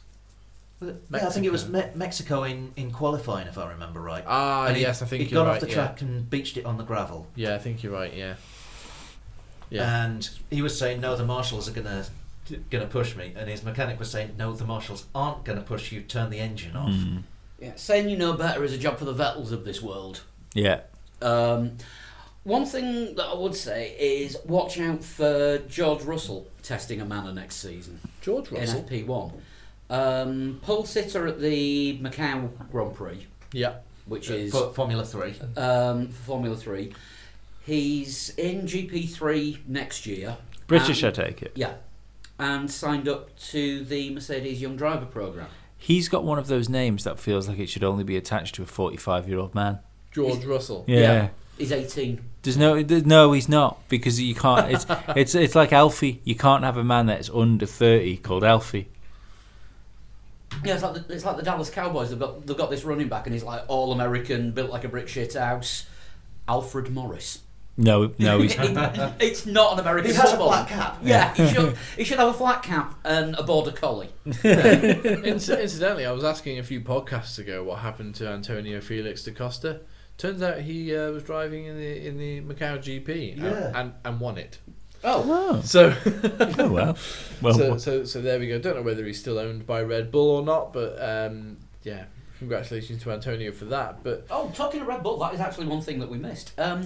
Pierre Gasly was doing the latest Pirelli test in Abu Dhabi on a wet track. yeah, it must have been artificially wettened Yeah, because it doesn't rain in Abu Dhabi. Bet it was wet with water. Was it water?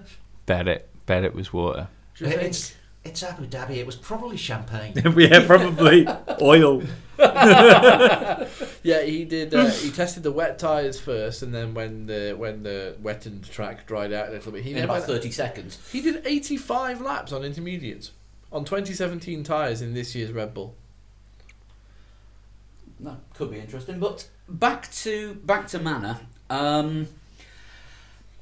This could be the last race in the Manor for both drivers, possibly then. Well, it will be Definitely for Ocon. Definitely for Ocon, but Ocon. possibly for Possibly Verline for as well. Verline, yeah.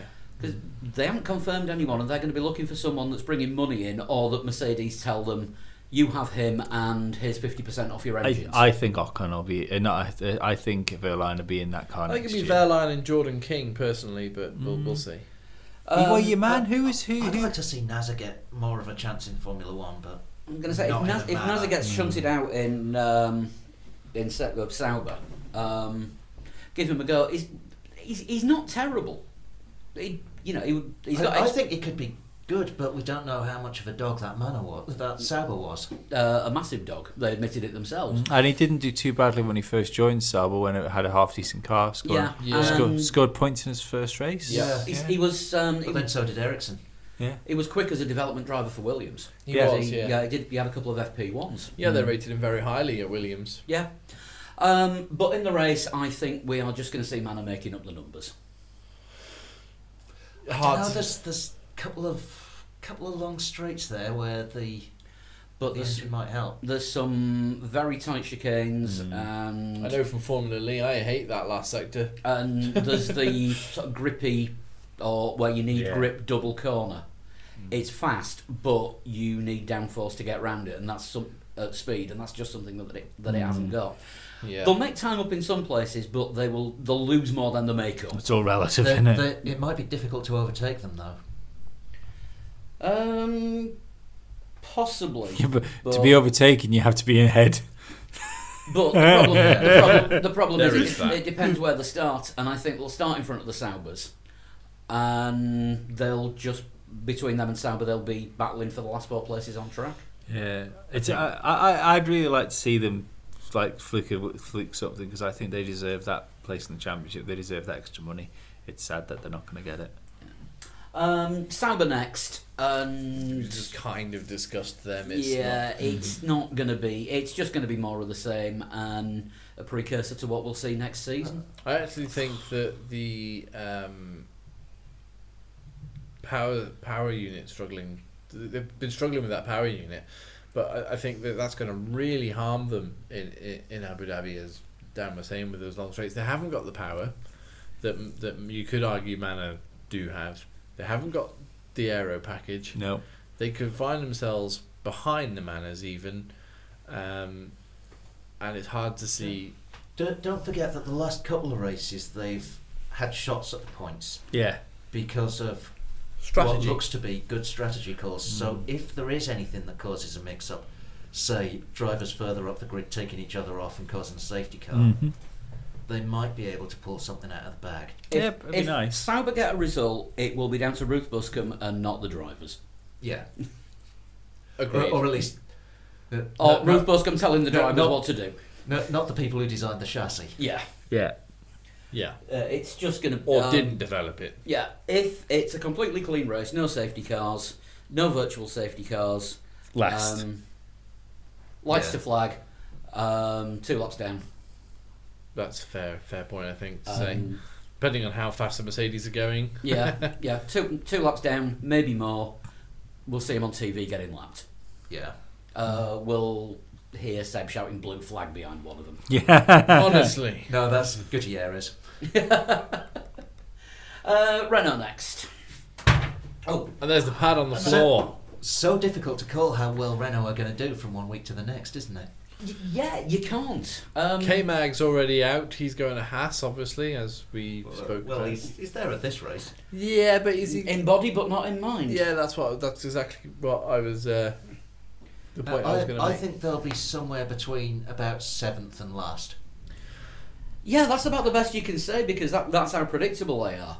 The Renault power unit's all right. It's not terrible as we thought it was going to be this year. But again, they're a team that stopped developing that car quite early on. Yeah. But yeah, Jolyon Palmer just appears to have, when the car works for him, appears to have He's come alive. He's a bit. learned how to get more out of the car the more this season's gone on. Yeah, and I think he's warranted that that second year at the team. I just hope he capitalises on it and doesn't. Don't screw up. Yeah, Yeah. basically. Yeah. As long as he doesn't screw up, I think Renault will be able to say that they've had a decent race. K-Mag's an unknown quantity. Sometimes he's better than Palmer. More often than not, lately he's been a lot slower than Palmer. And a few He's places checked behind. out, hasn't he? Do you think? Yeah, that's what mentally checked out. Yeah. Yeah. See, Palmer was saying that in the numbers for the 2017 car are looking good, and he reckons that the car's going to be a lot more competitive next year. Well, it'll be interesting to see. We've seen teams towards the back of the grid say that about Yeah. next year's car. No, But this is going to be really the first Renault car, not Yeah. a Lotus with bits bolted onto Yeah, it. it's Yeah. So let's see what We know how Enstone strong- under Renault can actually do. Yeah. Like Haas, you can't really take anything from this season into next season because it's a steep learning curve for both Well, teams. I think it's a different situation because Haas had a few years of knowing that they were going to be in Formula One. Renault Yeah. had about 30 minutes in the High Court. Yeah. Well, but don't forget the brains are still there. Money's the issue. So you've still got the team that built a race-winning Lotus for Kimi Raikkonen.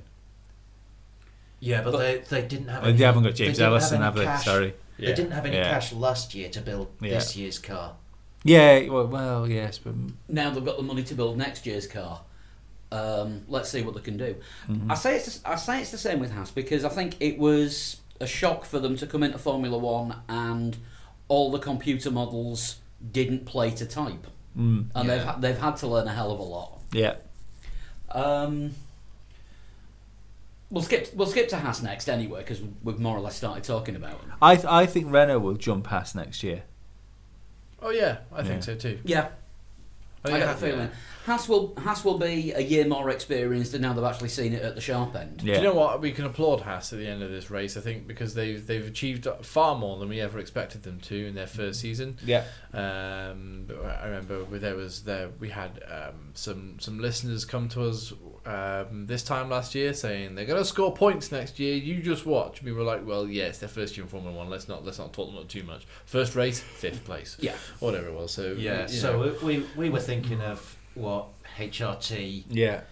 Caterham, Caterham, Virgin. Marussia, And to be Manor, perfectly honest, yeah. that it might be unfair for us to judge new teams by that low standard. It's the model that Haas decided to come in with. Rather Yeah. than just go completely by themselves and buy an engine off someone else, they were like, well, we can learn a lot from Ferrari and we want their engines, so let's take as much of that car as we're allowed to Yeah. and see what we can learn from it in order to take us into next year. Yeah. So what will be really interesting is how they do next year as opposed to... Because that is going to be their debut season without the stabilisers. Basically. Yeah, The yeah. stabilisers come off next year. But they got one race left.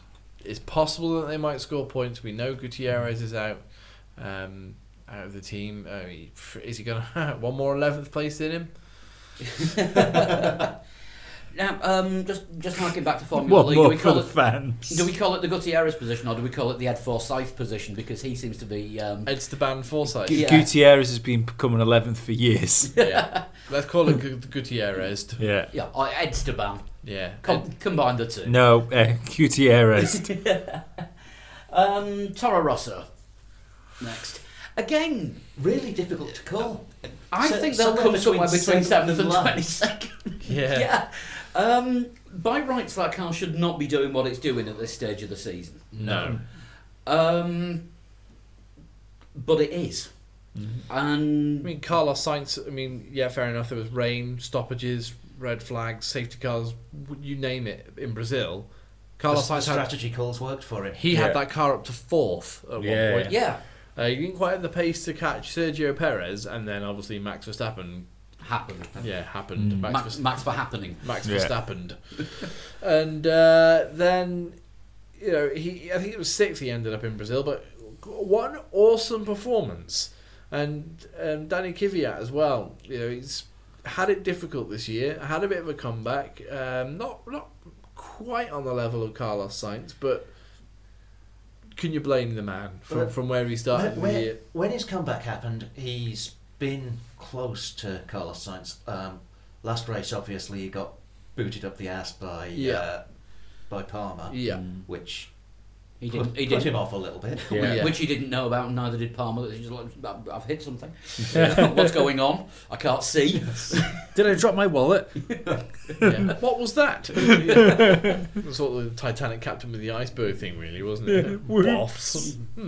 Just a bit of hit something. But yeah, I But think. yeah, he's come back well in this second half of the season. Yeah, Yeah. But we've got with Toro Rosso, we've got two, as it turns out, pretty bloody good drivers ringing the hell out of a car that, by rights, should be scrapping with the Saubers. And Danny Kvyat likes Abu Dhabi. Remember what we were doing in the Red Bull last year? Yeah, He was darting all over the place. Yeah. And he was racing way higher than that Red Bull should have been. Because remember, Red Bull struggled last year. Yeah. For a lot of 2015. but that wasn't their fault. That was all down to the engine because the Renault engines are crap. The Tag engines are better. Yeah, that's it. Yeah, the tag engines are much better. And the also, I think he won it when he was I think he was GP3 champion, Danny Kvyat, possibly. I think he won his championship in Abu Dhabi as well, with a very convincing win. I seem to remember Danny Kvyat winning in a lower formula, and then being told whilst watching that race, this is the man who's going to be in the Toro Rosso seat next year. And I'm like, oh right, okay, fine, fair enough. So, it's all down to personal preference. Some drivers like some circuits. If this is one where Sainz is going to falter a little bit and Kvyat's going to do a bit better, then it could be a lot closer. But I think Sainz will just edge it over Kvyat personally. The more pressing thing I've got is, because I really like Carlos Sainz, is the fact I can see him, because he's got another 2 years in Toro Rosso. Is that right? Sainz 1 year with a 1 year 1 year option. with an option. Is that's their option though? I don't know. Yeah, I think it's their option. I think it'd be a real shame to see him get Gutierrez. Not Good. Gutierrez, sorry. I don't. Alguersuari. I don't think he will be. I think he's Too good for that. good. No, yeah, Any team yeah, will pick him up. but Any team. yeah, but if they're allowed, and if he's got to spend, If they, he wanted out this year. yeah, don't but forget. if it gets to the point where he is basically told you're out of this team, he's not gonna think twice about going somewhere else. Yeah. Sorry, no, your contract says you're not allowed to go there. So, well, stuff your contract. You've just fired me. No, but if they want him in that car, and they're just going to keep him in Toro Rosso for 2 years, if he wants to leave this year, what's that going to do for his morale if he slowly sees his opportunities slipping past him? Well, he's already said I can't spend my whole life being a Red Bull insurance driver. But until he's out of a Red Bull contract, it's Well, not really his fucking choice. We've spoken in previous shows about the chance of Toro Rosso as a team being pushed to be a lot closer to Red Bull. It would be nice. I mean, we'll see where they are next year, because if they're going to have a better engine next year, so they should be a lot further up the grid and it should be a lot better. But all I worry about is if that team, because we've seen it before, where Toro Rosso have had more parity with the big brother team, and it's apart from the years where you've had a particularly bad Red Bull year, it's always been the same distance back. Do you know what I mean? Toro Rosso's always been that Yeah, I think 10th. Yeah, I think the ethos is kind of changing for next year because now they're going to have the same engines Yeah. as the big boy team. They're going to have the same lineup going into next season as they've got this season. Yeah.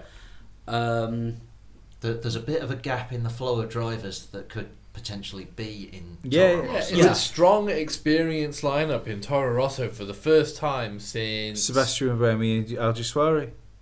Well, not Alguersuari, Bourdais, I would say. Bourdais. Yeah, Buemi and Bourdais. What about John Vernon and Alguersuari? Alguersuari wasn't really that experienced. Alguersuari only did like a season and a half. And then Oh, he got sorry, booted out. experience. I thought you meant good. Right, but No. but what I mean, I just don't see. I don't see it changing the philosophy that it's got. Is essentially that all it is. Yeah, is maybe Vernon Ricardo when Vernon Ricardo were teammates, but maybe that's the strongest lineup they've had. But Kvyat and Sainz together, I think, are as strong. Yeah. Yeah, and I think the ethos for the team is going to change next year from being the feeder team to Red Yeah. Bull to the second Red Bull team. I don't. So I, let's get 1, 2, 3, 4. Yeah, yeah. The only thing I'd argue with that is the fact that I don't think it is the strongest team they've had, because when we say Alguersuari, Jean-Eric Vergne, Sebastian Buemi, I think all those drivers are better than Kvyat. I don't know, to be honest with you. It's almost impossible to tell. Jean-Eric Vergne should have got that seat ahead of Kvyat, I think, but he didn't. And Sebastian Buemi was should have had more of a shot in Formula One than he was given. he was made the third driver in the end, wasn't he? Yeah. Because you had the Vettel Weber lockout Yeah. in the Red Bull team, and you can't have the same thing happen to Carlos Sainz. But yeah, this But you can. That's the problem. Yeah, You but- actually can No, have but it. Sainz is good enough to just go elsewhere. Yeah, if it works like that, I mean, you'd have thought Jean-Eric Vergne would have been good enough to go somewhere else. Sainz is better than Vergne. Yeah, he's better than Vergne. But what I'm saying is, there was still it's never. If the top teams are taken up by big drivers, then it's checkbook time. And any team would have Carlos Sainz. I'm almost convinced of it. Well, For talent alone. Sauber wouldn't, because he hasn't got the cash to bring with him. Sauber I wouldn't, think- because they would have to pay Red Bull to get him. Yeah. But I mean, even if he was out of his and contract, Sauber and Red Bull don't exactly see eye to eye anymore Well, look since Red Bull became a thing and took all that sponsorship money away from Sauber. Yeah. Well, Ferrari picked up Gutierrez and Vergne when they lost their seats a couple of years ago. And Vergne, fair enough, he didn't find another seat in Formula No. 1. Gutierrez somehow did. Sainz, infinitely better than Gutierrez. Gutierrez has only got a drive now because there's a Mexican Grand Prix. Almost, I'm absolutely convinced of yeah, that. almost certainly. But he's got money coming in from Mexico as well. But, yeah. Don't get me, but this- I don't want this to happen to Carlos Sainz, but I can see it coming. Yeah, but this weekend, I think Carlos Sainz will edge Daniel Kvyat. I can also see what you're doing here because it's McLaren next on the list and you just don't want to talk about what they're going to do this weekend. I don't think McLaren will be too bad there, to be honest. Yeah, you reckon they're able to shout the points? Yeah, I think so. Probably just one car. I don't know which car. Alonso. It's going to be Alonso. Yeah. I think Fernando's had the lion's share of the points this I year. think Fernando is going to outperform Jensen again. Yeah. Whether it's the last time we see him. It's a good circuit for McLaren, Jensen, though. in an F1 He's car. good around there. Yeah, again, it's a circuit that Jensen's performed pretty well at. Mhm. I mean, we said before about how Abu Dhabi is one of Lewis Hamilton's favourite circuits. I remember Jensen Button as a teammate of his at McLaren, Yeah. keeping him very honest, like Yeah. within a couple of tenths the whole race. Mm-hmm. So Didn't Jensen end his race on 3 wheels there a couple of years back? Or am I making that up? he may have done. I don't remember that, but Only he may because have they done. kind of forgot to put the fourth one on Yeah. properly. Yeah. Yeah, he came out of the came Oh, out yeah, the pit that's lane right, yeah. under the tunnel, got to the top. Jensen, you've got to stop. Your wheel's about to fall. Oh, it's gone. Yeah, Yeah. you're quite right. It's I like the remember that, third yeah. time it happened that year, wasn't Yeah. it? Yeah, it happened in Silverstone as well. And Monaco. But yeah, I think Alonso's going to do the better out of the two McLarens. See. Whether it's the last time we see him. Who fucking knows? We've already something- talked about we've McLaren talked for about half that an long hour. enough tonight. We have. Let's move on to Williams. Yeah. Another team who are getting rid of a driver, well by his own volition. But He's going. He's already had his farewell, let's be honest. Yeah. Felipe Massa's farewell, the one that we spoke about when Dan and I got slightly teary-eyed watching him walk past the Mercedes garage and the team were out there giving him Guard of Honour. I actually think the most iconic shot, rather than the Guard of Honour, didn't say this last week, but was him walking down the pit lane entrance with his back to the camera with the Brazilian flag draped over his shoulders. That was the real walking off into the sunset. Yeah. Well, walking off into the rain, but I think he will finish his last race like all people finish their last races that are ready to leave Formula One, with less wheels than he starts with. First turn, I'm calling it now. David Coultharding it. Yeah. First turn, he's off. See you later, Felipe. That's it. You're done. I don't know. As long as he does better than Grosjean last week. Remember how Honda finished their F1 stint last time? Nope. Jensen's car burst into flames in Parc Ferme. Yes. Oh yeah, didn't it? In Brazil, Yeah. when the fire marshals had to come out and put the car out. Which about summed everything up for that car. Which is strange because this time around they've left Jensen Button's career in flames. But I think we'll see a better performance from Bottas than we will from Massa. You're right. He's said goodbye. He's checked out. This is kind of the lap of honour. Yeah. Mm-hmm. And that lap of honour will be the parade lap, and he could easily lose it on turn one. I really hope he makes it to the end. I really hope. Oh yeah, it'd be nice. It would be good to see him finish in the points because he's had a great career. Let's not It'd be take awesome anything if he away got a from him. podium. That'd be so good. Yeah. 36 podiums and 11 wins. Yeah. All of those wins. World champion for a few seconds. All of those wins came at Ferrari, and I think a majority of those podiums did as well. I think he's had a couple of podiums with Williams, but I don't think this year's Williams at the end of the season. I don't think it's a podium car. No, it No. isn't. Shenanigans would have to be afoot. Yeah. But for Williams to get a podium, that would mean them doing better than Force India, and Force India want that fourth place. Yeah. Badly want that fourth place. I mean, they've got the advantage at the moment. And Nico Hülkenberg would sacrifice things, like living things, for a podium. Yeah. Hülkenberg's last race in Force India as well. Yeah. After many years being tied to that team, he did have a year off when he went to Sauber, but it was basically 6 years, isn't it? He's done with that team. Tell you what, since he signed that Renault deal, he seems to have really got his chin up, doesn't he? Yeah, he does. Makes you wonder whether he realised Ocon was destined to go to Force India, and he realised if he didn't get the Renault deal signed, he was going to struggle to get a drive. Possibly. I mean, we were talking not that long ago, about this time last year, perhaps. Yeah. About Hulkenberg leaving Formula One For WEC. Yeah. After his Alonso's took that spot. Yeah. Now Alonso's took that seat, so he's like, shit, I better sign for Renault. Yeah. Because Alonso can't go back there again. So That would be ridiculous. of course it would. So in the battle for fourth place, I think we're going to see Force India take it. Bottas to be the best result of the two Williams. Mm-hmm. I think Perez is going to outdo Hülkenberg this weekend, though. No, Only because someone's going to drive into Hülkenberg. It's a common Massa. occurrence. They're usually around the same sort of place. So yeah, Massa turn one. So sort of seventh and eighth, and they take each other out. Yeah, and it'll be left down to Hülkenberg and Bottas to fight, I think. But Perez and Massa normally fight quite close together, don't they? Yeah. So I reckon we'll see a close battle between Williams and Force India. Yeah. Yeah. Well, yeah. My money's on Force India getting that fourth. Yeah. Right. Top three teams. Ferrari. What kind of clusterfuck are we going to see from them this weekend? I think it's Just a poor Do you know result, what? probably. It wasn't even halfway through the season, was it, when Sergio Marchionne said, for us to not win a race this year would be a disaster. Dear Sergio. And but then he's come out and said this season's been a disaster, so they've already given up on it. Yeah. At least he's honest. Yeah. Teams in turmoil. Crap. We could just record The this same one, podcast every play yeah, back yeah. every bloody race preview. Yeah, with Ferrari. It's good fun though, Do you know isn't what, it? though? It's a stabilised turmoil now because the flow of people that have left has been stemmed.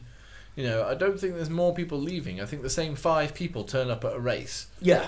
and 2 of those are the drivers. Yeah. If So- this was a news report about a person, they'd be in a critical but stable condition. Correct. That's what we haven't spoke about, and it's just as well I remembered it because it's fucking topical to what we're talking about right now. Go for it. Paddy Lowe to Ferrari. Allegedly so, we don't know. Paddy Lowe's saying, I'm quite happy at Mercedes. Ferrari, That was almost a poem. Yeah. Paddy Lowe, we don't know. Will he stay or will he go? Down, no, no, no, no, no, no.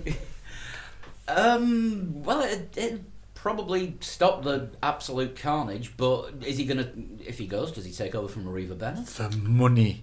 Can He- you imagine He the money that he would injects a lack of personality into Ferrari. Paddy Lowe, you're world champion. How do you feel? Well, yeah, I think we did a pretty good job today. Everyone worked really hard. Okay, and Paddy Lowe, both your drivers crashed into each other and took each other out of the race. How do you feel? Well, it's unfortunate. But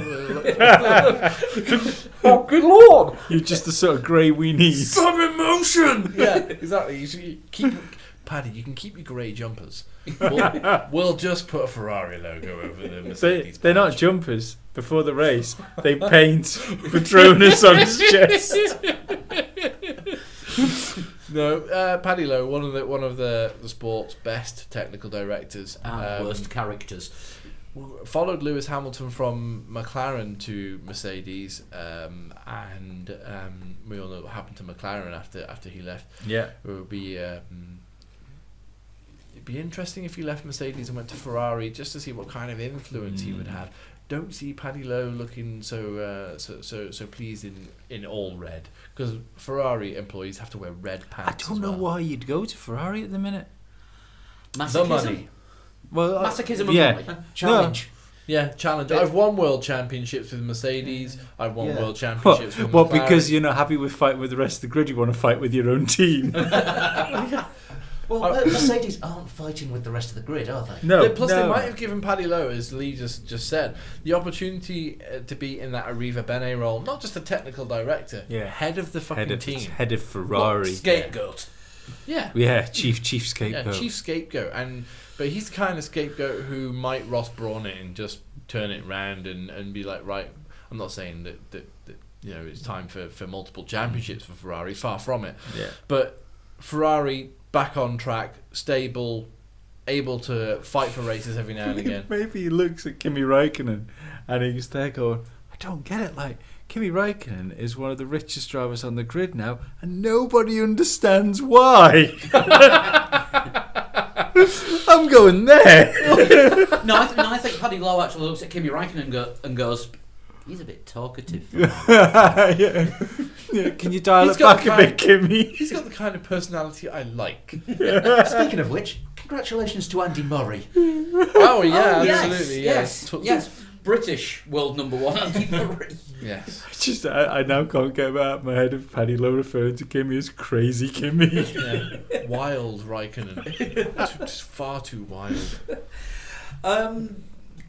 Who are we going to see the most complaints from between Sebastian Vettel? Vettel. Yeah. Sebastian Vettel will be complaining all over the place. And I'd like to say that Kimi would do the better out of the two drivers, but my head's telling me that Vettel probably, Sebastian's yeah. gonna It's be. a Vettel circuit. He's won 3 times, I think, at Exactly. Abu Dhabi. So Yeah. And I think, to be honest, the pair of them are just there for contractual reasons. I think the Ferrari atmosphere is that toxic that they'd rather be somewhere else. I think it's they're sort of you know when you're at work and you've got like 3 days to go before your holiday. Yeah. And you're just thinking, oh, well, we've got that big thing to do on Friday, but then come Friday night, I'm out of here for 3 weeks. And then Friday's there, and you don't really do very much. Yeah. And then you just wait till you get out of there. This is Ferrari's Friday afternoon, Yeah. Abu Dhabi. They have had the worst week, and they are looking to just get out of there on Friday afternoon, go and get away for a couple of weeks, months, and then come back to work hard over the winter, obviously, on the new car, and then come back in March and see. It's gonna be some fucking Monday morning going back into that factory. Oh dear! Do you know what? The Monday after Abu Dhabi and Maranello, Marchione's going to be stood on the door, and when they come in, he's going to be handing out P45, Italian equivalent of P45. Fired. Vettel, you stay. Fired. Really? Fired. I'm thinking you might be first to go. Kimi, you stay. Yeah, we're just going to see a weekend of them phoning it in. Honourable mention for most complainy driver of the weekend, though. Depending on the situation, I think Nico could give Sebastian quite the run for his money. Do you think so? If things aren't going championship way, he's gonna have some talking going on. Yeah, we could see an explosion from old Nico. We've got another team to talk about before we get to. So there's Red Bull in and amongst all this. Mm-hmm. Are we likely to see a Red Bull on one of the top two steps? Yeah. Yes. Party poopers. I think they're going to win. Don't think we will. Oh, what top two? Top two. Yeah. I think we can take it as read that there will be a Red Bull on the podium. No, I'm calling it now. Party poopers. One of them's going to win that race. I think Danny Ricciardo's going to win this. I think Danny Rick's going to do better than Yeah, Verstappen Max. because he's got something to prove this week. Yeah. And I think He always comes back strong as well, Yeah. doesn't he, when he's angry? I'm not jumping ahead and starting talking about Mercedes, but I think we've got some drama left in this championship with one race left to go. Yeah. I don't know what the drama's going to be, but the Something. party poopers are going to be Red Bull, and Red Bull may sneak a 1-2 actually with both Mercedes finishing as well.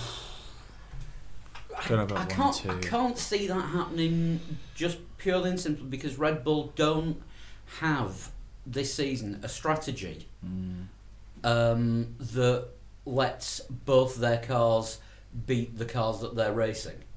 That goes back to Barcelona. I genuinely think that Red Bull are mischievous enough as a team that they will want strategies. Obviously, they want to be on the podium, but they will want strategies that make them interject in this World Championship.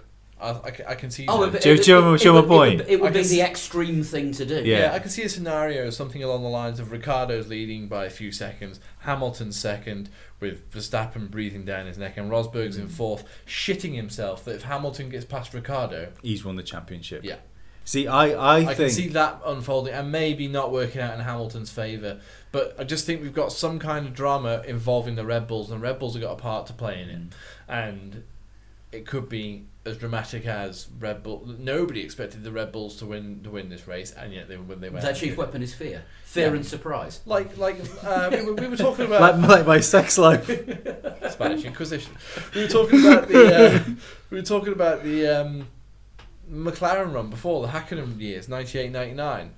If you remember, they completely dominated that last race in Jerez in 97. So the year before, the race before they went on to dominate for 2 years, they completely dominated the last race of that season. Yeah. After Villeneuve and Schumacher had a bit of a fallout. Yeah. I can see Red Bull having a say in who wins, who takes the title. I can see. I think if both Mercedes finish, then we're not going to see a Red Bull above third. I think the Mercedes will have the pace. I think we will. Yeah, I think Mercedes will have the pace for a 1-2. It's whether No, what we were talking about before, that twisty last section and the fast first section. The one that we all completely shit the bed on Formula E. Yeah. Yeah. That last sector, Red Bull are going to be strong on. Mhm. That first sector, Red Bull are going to be strong on. And if a Red Bull gets ahead of a Mercedes at any point during the race, Mercedes will not be able to catch them through those two sectors. Those long straights, they'll have a good go at them there. But look through how those twisty strong sections- look how strong they were in Suzuka when Hamilton couldn't get past Max because of the traction he had coming out of the last turn. Correct. That's a very similar situation, I'd have thought, to getting onto the main straight of both straights. Yeah, out of the chicane onto the second straight. Yeah, and then you've got a minute or so of twisty section all the way. I think Lewis will win the race, but I think this is going to be I think Lewis will be in a world of his own again, like he was in Brazil and like he was the week before. Yeah, I think he's going to go out. He's going to get pole. He's going to lead into the first race, and he's going to drive off into the distance. Yeah. What's going to put the championship in order is whether Rosberg can hang with Lewis, or whether we saw like last weekend whether Lewis had his own pace and Rosberg's pace was very similar to the Red Bulls. And I think that's going to be the interesting thing. Yeah, I just think there's some drama left. I don't think it's just going to be quite so straightforward as a Mercedes 1-2 disappearing off into the distance and then. No, I don't think that's going to happen either.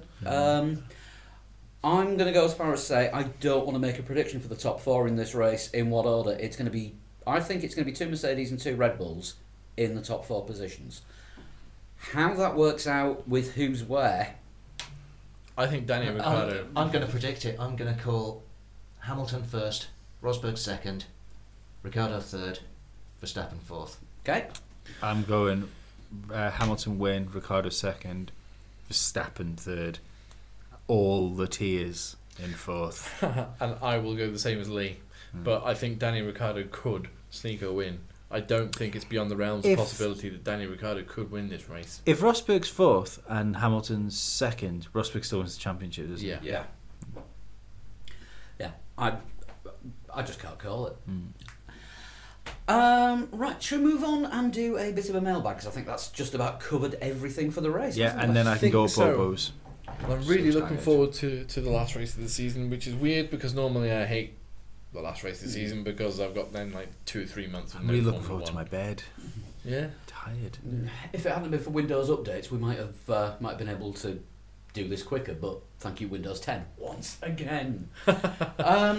Firstly, just part of the mailbag, I want to thank Even van der Strauss for sending us van der Struis for sending us in Dutch how to say hello and welcome to all our new Dutch listeners, but I am not even going to have a crack at handling the pronunciation. No, I mean we gave it a go earlier. We gave it a go and it just sounded terrible, so I've actually got it.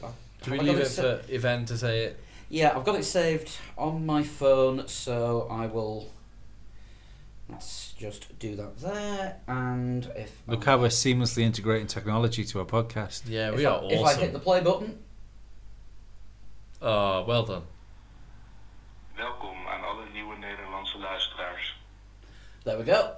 Thank you very much, Ivan. Thank you for that, Ivan. If anything, I think that helped less. Thank you very much. But I worked out I cannot speak Dutch. Yeah. No, it turns out it's a lot more difficult than I thought it would be.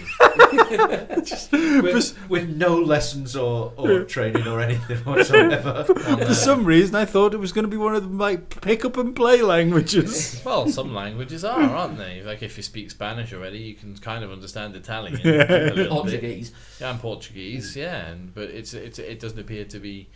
No, English hasn't got any of those. No, it's not really related to anything, is it? German. A little. You can pretty much read Dutch. Yeah, if you can read German and you can read English, you can almost read Dutch. But yeah. Moving swiftly on to the mailbag. More mailbag. We have had an email actually tonight while we're recording from Enrique Villarreal. Hello, Enrique. Long time listener and patron as well. And this is the featured Patreon human football team.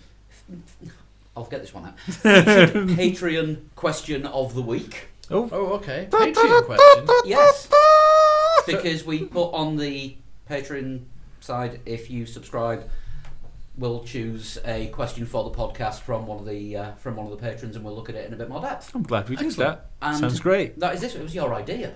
I know. Oh, that's why you sat there looking smug. No, I can't remember. Oh, right, okay. Damn, I could have taken credit for that. Enrique says, hi guys, during last week's podcast, Sean Kelly, who was fantastic by the way, yeah, we agree with that. Yeah, absolutely. Can we call these questions Lee mails? No, we can't. Your ego's big enough. Sean Kelly mentioned that younger audiences might not be as attracted to F1 partly because it's fallen behind the extreme sport category. This was then followed by a good discussion on the Halo. Now, I know most of you are in favour of the Halo. I myself oppose the idea, but not because I want to see drivers get injured or killed, thank God for that, but because I think the FIA can implement other safety precautions that would work just as well to minimise safety risks. Examples: no recovery vehicles on track unless under safety car or virtual safety car. Well, that's pretty much in place now. I think that is now in place. Yeah. Immediate virtual safety car or safety car if vehicles crash on track under low visibility conditions. I'm pretty sure it's always been in place. I think race control took too long in Brazil after Kimi's crash. That might have had something to do with the way it was commentated on in the States, because what we saw and heard was the safety car entering the pit lane and then exiting the pit lane straight away, and then a red flag within, I think it was within about half a minute. I think what he's forgetting here, though, is the actual purpose of Halo or something, which is head protection. Yeah, it's deflecting objects coming at It's the to drivers. stop another manner. Or it's not necessarily... Not a manner, sorry. Or a massa is what I meant to say. Yeah. A massa, Yeah. It's not necessarily they were brought in after Jules Bianchi's accident, but it's not necessarily to just stop that. I mean, like Henry Surtees, John Surtees' grandson, I think it was. Yeah. Hit on the head by a stray wheel. Yeah. Same with your man from IndyCar as well. Yeah. Well, look at former Formula One driver Justin Wilson. Yeah.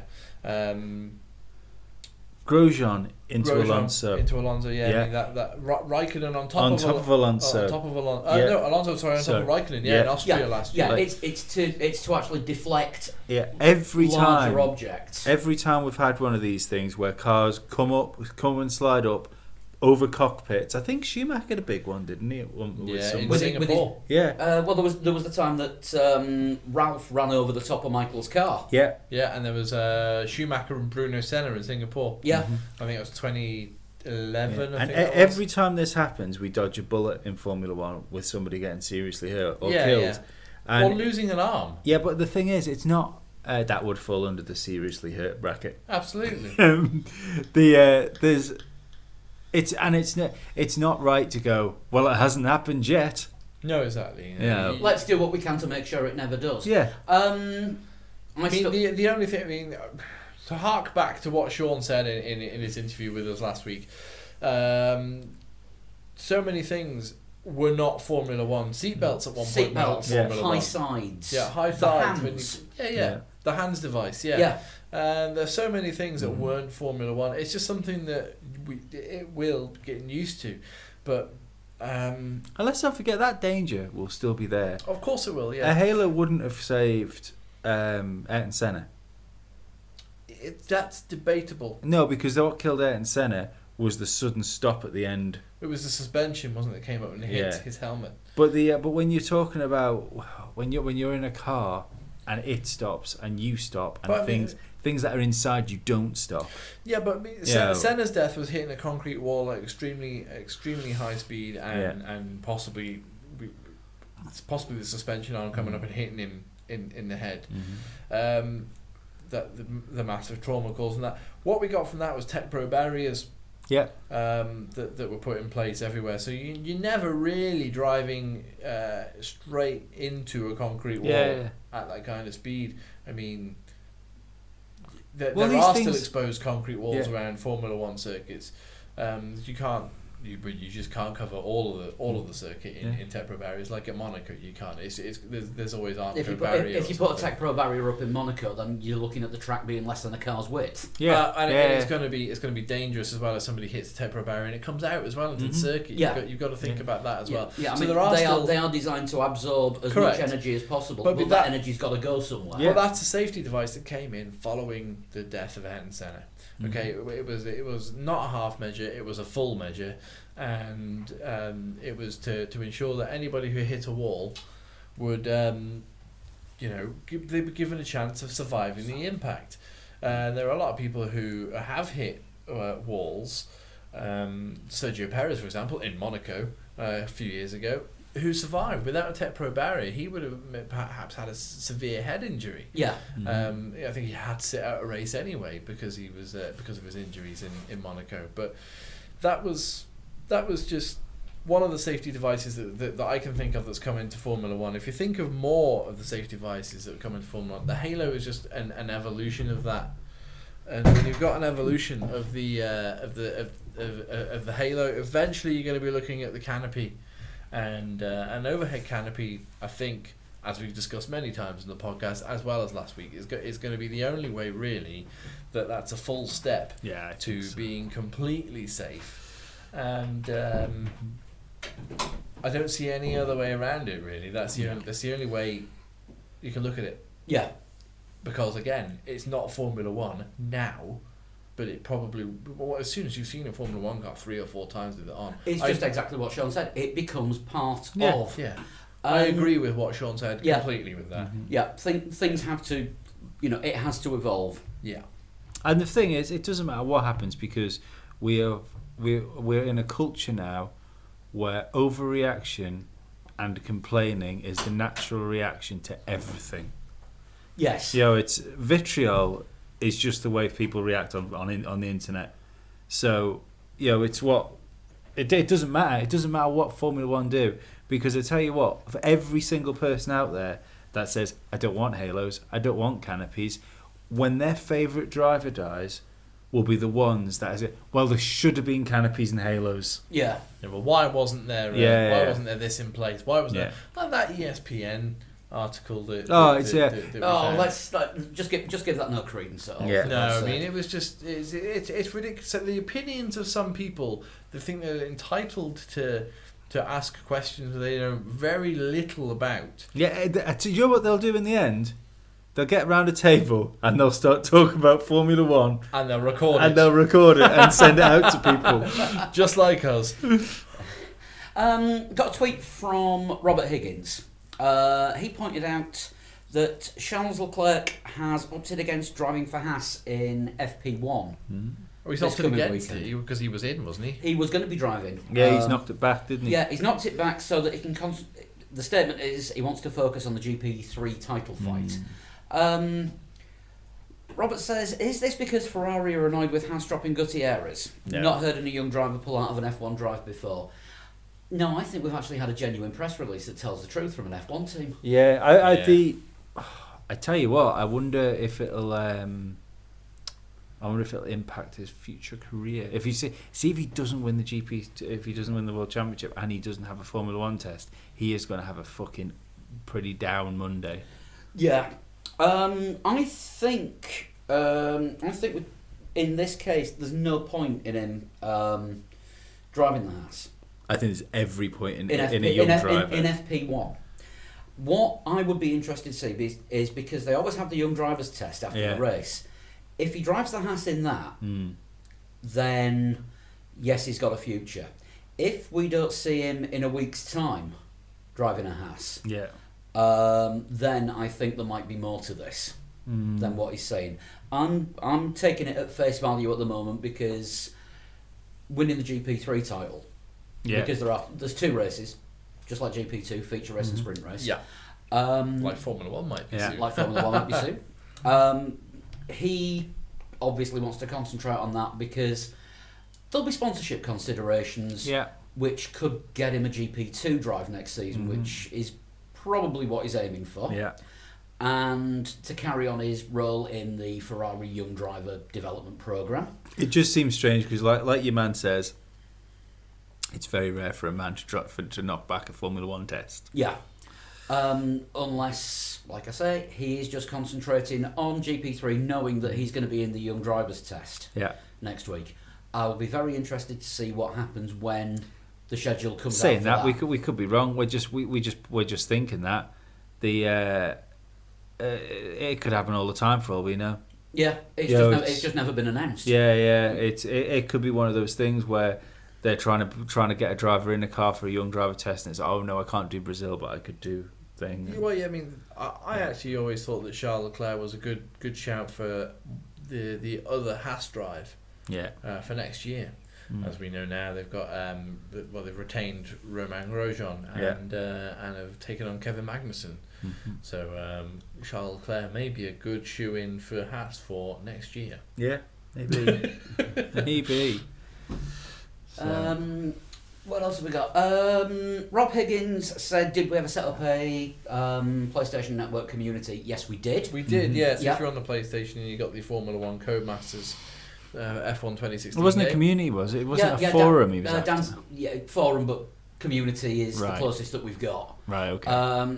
You don't have to even own the game to join the community because there might be. Yeah, I chats think about he was meaning whether we had like a forum page on the Sony like website thing. Yeah, Should we do that? I wouldn't have thought so. Okay, fair enough. there is a community to come join there if you want to. Come join the Facebook group.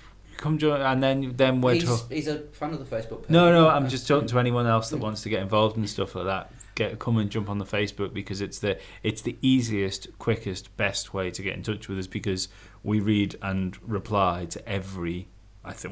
Almost every. Just about everything. Yeah. Well, if we don't, it's because one slipped the net. Yeah, and it's not just getting in touch with us; it's getting in touch with other like-minded F1 fans as well. Because we're now up to 690. Yeah. On there. There's a lot of them from Holland. Thank you, Ivan, for the pronunciation guide. But yeah, look for us on Facebook, 3 Legs 4 Wheels. We're on Twitter at 3 Legs 4 Wheels, and Lee is a total shunt. Or at a total shunt. At a total shunt. Yeah. And drop us an email if you want, 3legs4wheels@gmail.com. Yeah. Also go and search for Banter Club, which is my wrestling podcast, which comes out every Friday. Which you put on the Facebook, put a link to on the Facebook page every week, and that tweets it out as well. Cross promotion, cross brand. Absolutely. I'm at Flood21 by the way on Twitter. I don't often give my Twitter handle out, but yeah, you can come and follow me on Twitter as well. Yeah, find us on the Facebook page. Yeah, I'm Pablo100. Dan Twitter. is. Pardon? Dan is. Never on Twitter. He's very rarely on Twitter, Dan. Now, you may notice that Dan's gone quiet. Those alarms that you heard a few minutes ago were Dan getting called away on one of his secret missions. Somebody pulled the Dan signal. So yeah, unfortunately, apologies for the slight alarm that you may have heard disappearing off into the distance. He's probably been called to Trump's cabinet. He may have been. Yeah. With also large amounts of thumping when Jensen Kitten came in. Yeah. Yeah, so we apologise for that slight deviation in sound, and also Dan's disappearance. Yeah, he doesn't love you like I love you. While we've been talking tonight, very worried for everyone in Japan, the earthquake and the tsunami. Which we were alerted to, actually, strangely enough, by Mark Webber. Yeah, we had a tweet from David Roebuck, one of our listeners who is in Tokyo. It woke me up, but otherwise safe.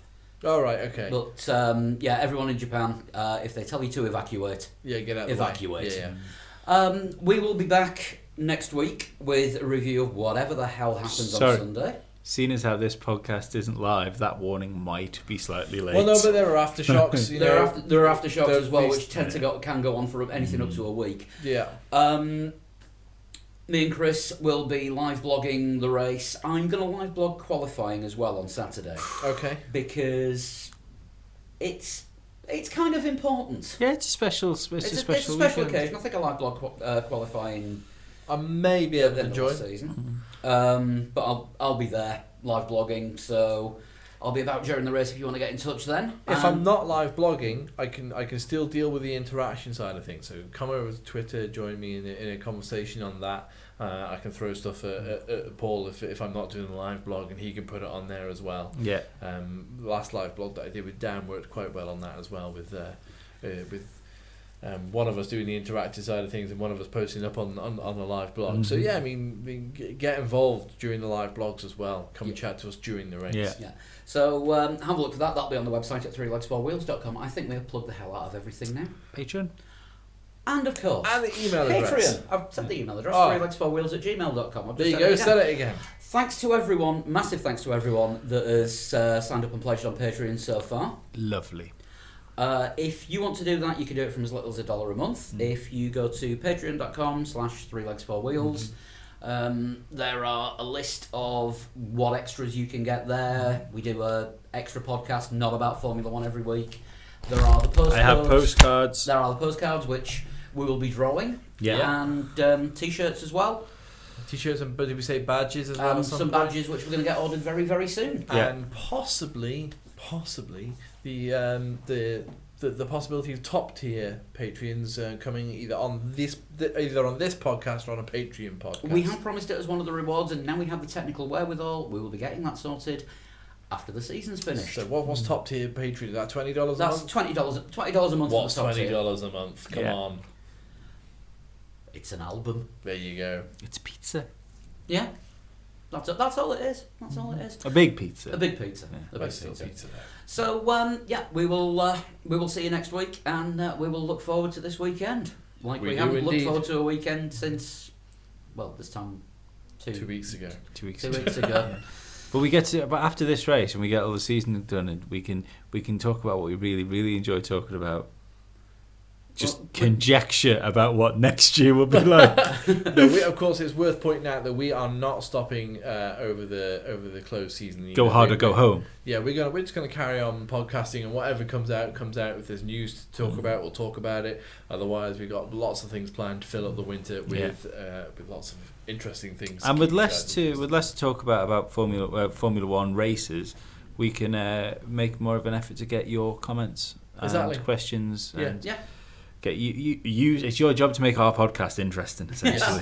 Talk about passing the buck. We'll see you next week. Bye. Bye. Bye.